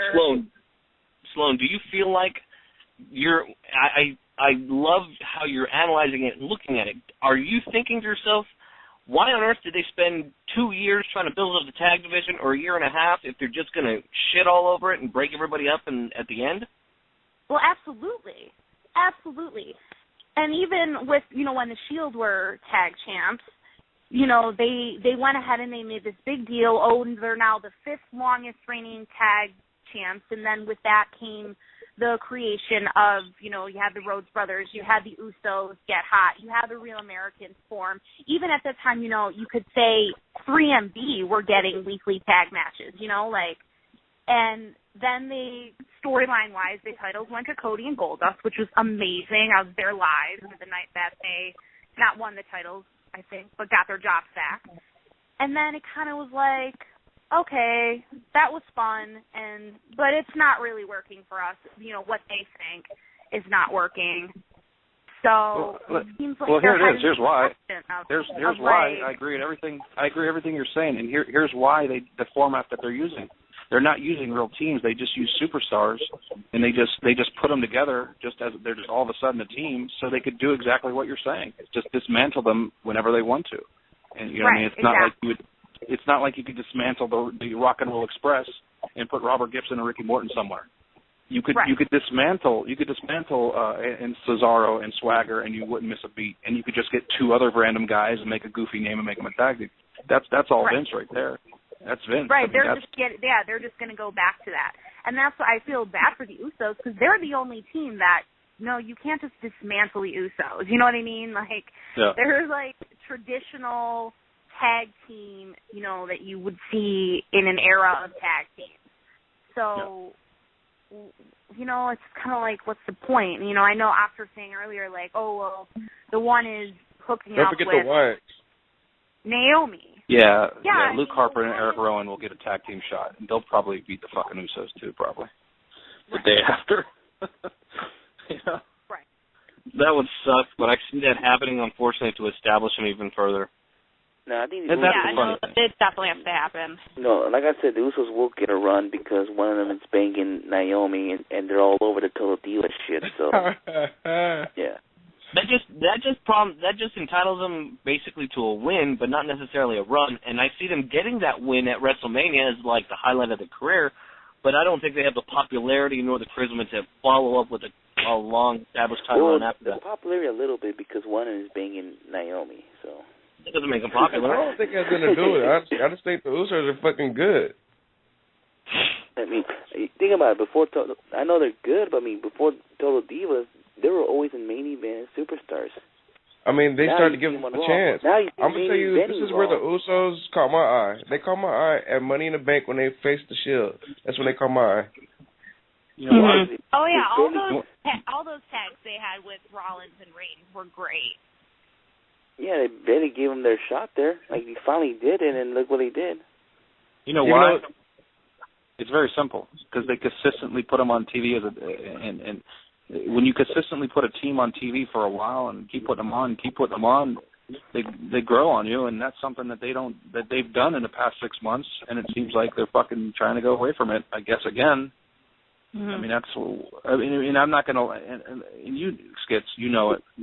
I mean, I love them from day one. A lot of people were poo-pooing on the Real Americans at the beginning. Okay, some people even on this show. I'm not going to name them, but you consistently put a fucking team on, you get emotionally attached to a team, and you know, you hope the best for them. And it seems like what Sloan said is happening. As soon as we get emotionally attached to any fucking tag team, it's like that's it, we're done. Get rid of them. Mm-hmm. Get rid of the primetime players. They're starting to like them. That's it. I hate tag teams. It seems like that's what happens. Right. Oh, Swagger and Star are going to fight. Oh, we can't have tag teams. Someone shoot me. I think like what you were saying when you said the Real Americans there and you get like attached to them and so forth. People need to remember the Real Americans made people completely forget that Jack Swagger sucks. Yeah, I think he's awesome. I think he's awesome. Last year, I think he's awesome. Everybody was shitting all over him. And then he gets with Zeb, and it turns into this great tag team. And now we're like, yeah, that's Jack Swagger. He's pretty good, you know? Like, it totally changed people's minds about him. First of all, he's a legit stud in real life. He'll really fuck up a lot of dudes in real life. If you look at his resume and what he has accomplished in real wrestling, and I totally respect him because he blazes. And so, there you go. He's my dog now. That's good. Yeah. He's the new 3D. Question. Yeah. Hey, I had to take care of something for like 5 minutes. If I could call back in this thing, will let me go through or no? Wait, Oscar, hold up. So I'll be back in 5 minutes. I don't think you can call back because we're off air. This is extra. All right.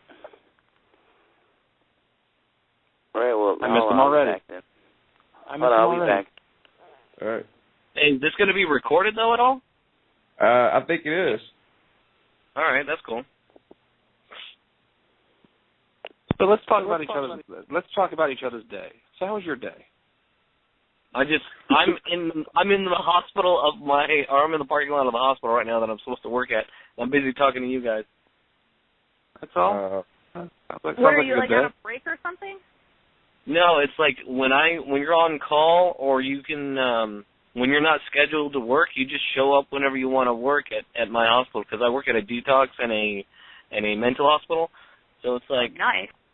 Whenever they say, hey, you're not scheduled, you can come in and pick up hours whenever you want. Okay, cool. I'm not scheduled, but I need the extra money because I used to work at Verizon, but my last day at Verizon was last week, so now I have to pick up elsewhere to make extra funds. So I'm here, and I finished up with my class at 10 o'clock, so now I'm here to kick ass and make some more money so I could fucking take over the world.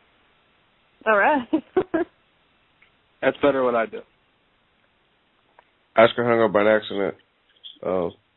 But yeah, my day, basically work on the website and play video games. I'm not going to lie, today's my day off. And then this is coming from a guy who said he didn't have time earlier.